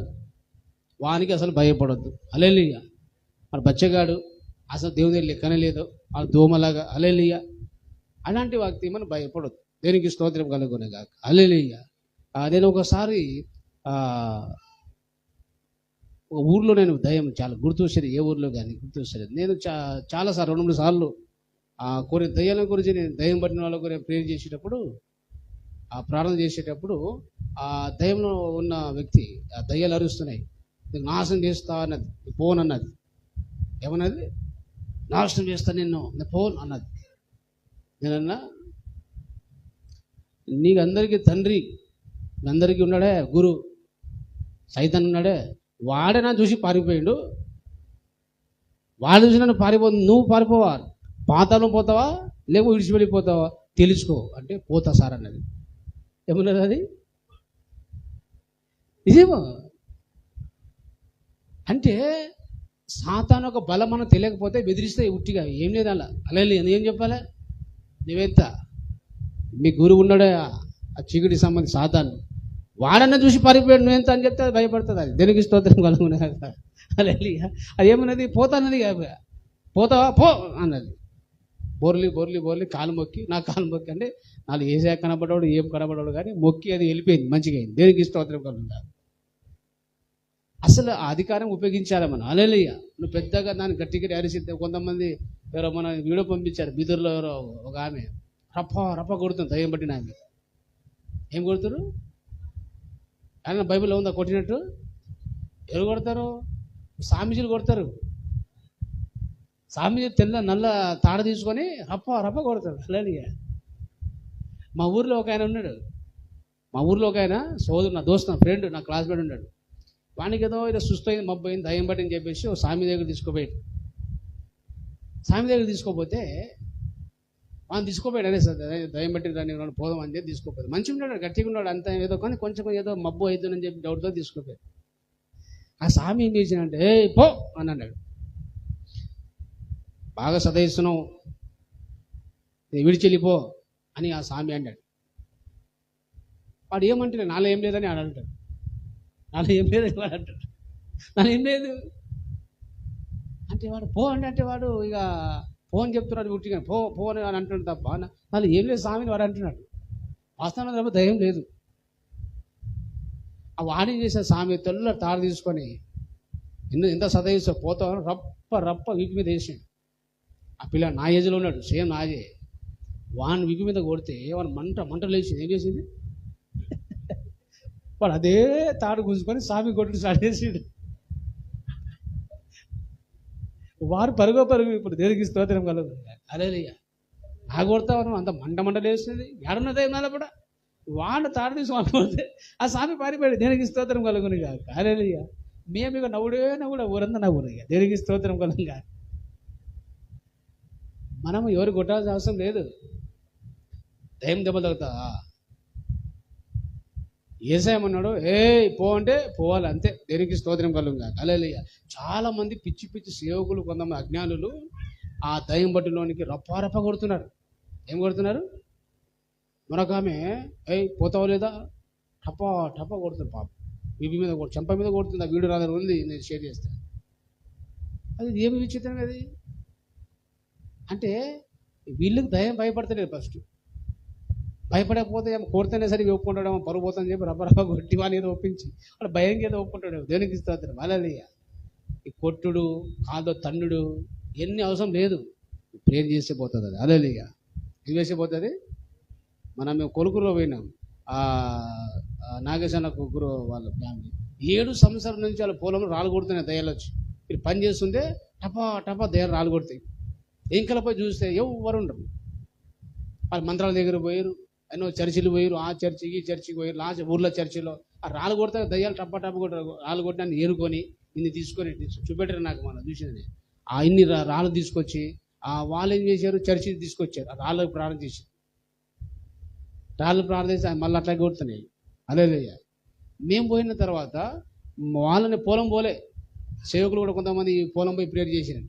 అయినా సరే ఇట్లాగే రాళ్ళతో ఈ పొలంలో ఎవరైనా పనికి పోతే టప కొడుతూనే ఉంటాయి దయ్యాలు. అయినా సరే దయ్యాలు పోతాయి. అప్పుడు నేను ఇంటికి పోయి ప్రేయర్ చేసినాం. ఆ విషయం చెప్పారు. ఇక్కడ ఉండి ఆ ఇంట్లో ఉండి మేము ప్రేయర్ చేసినాం.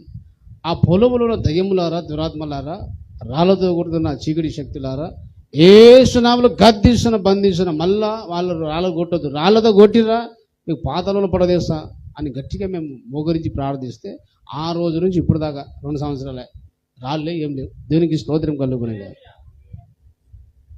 అంటే అర్థం ఏంటిది?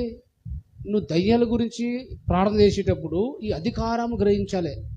దేవుడు మనకి ఇచ్చిన అధికారం జ్ఞాపకం చేస్తాం. వాని బలం మనము తంత్రమంతా మన తెలిసి ఉండాలి. లేకపోతే నువ్వు భయపడతావు, వాడిని భయపెడతాడు. హల్లెలూయా. ఎన్ని దయ్యాలు ఉండండి, నువ్వు గట్టిగా మాట్లాడంతే. అధికారం నీకు ఉంది. దయ్యాలను వెళ్ళగొట్టే అధికారం మనకి ఇచ్చాడు యేసయ్య. ఎవరికి ఇచ్చాడు? సేవకులు కాదండి. బైబిల్ అని చెప్పండి, నమ్మి బాప్తిసం పొందిన ప్రతి ఒక్కరు అధికారం. హల్లెలూయా. మీరు పోయి వారి దయ్యం వెళ్ళగొట్టాలి. హల్లెలూయా. అయ్యగారు రావాల్సిన అవసరం లేదు. మీరు పోయి ప్రార్థన చేయాలి. దేనికి స్తోత్రం కలుగును. ఈ మాట అర్థమైతే, సాతాను మీద అధికారం అర్థమైతే నువ్వు వెళ్ళగొట్టగలరు. దేనికి స్తోత్రం కలుగును. హల్లెలూయా. కాబట్టి ఇంతవరకు చాలు, టైం అయిపోయింది. దేనికి స్తోత్రం కలుగు. హల్లెలూయా. రాత్రి అంతా చెప్తే వినాలనిపిస్తే లేవబుద్ధి కాదు, బోర్ రాదు, టైం తెలియదు. దేనికి స్తోత్రం కలుగు. హల్లెలూయా. కాబట్టి మనం మూలవాక్యం అట్లాగే ఉండిపోయింది. ఇంకా అంతలో వెళ్ళే మనము నెక్స్ట్ సండే దాన్ని కంటిన్యూ చేద్దాం. దేనికి స్తోత్రం. ప్రార్థన చేసుకుందాం, కళ్ళు మూసుకుందాం. దేవుడు అనేక విషయాలు నేర్పించినందుకు, సాధారణ అధికారం ఇచ్చినందుకు ప్రార్థన చేద్దాం. కళ్ళు మూసుకుందాం.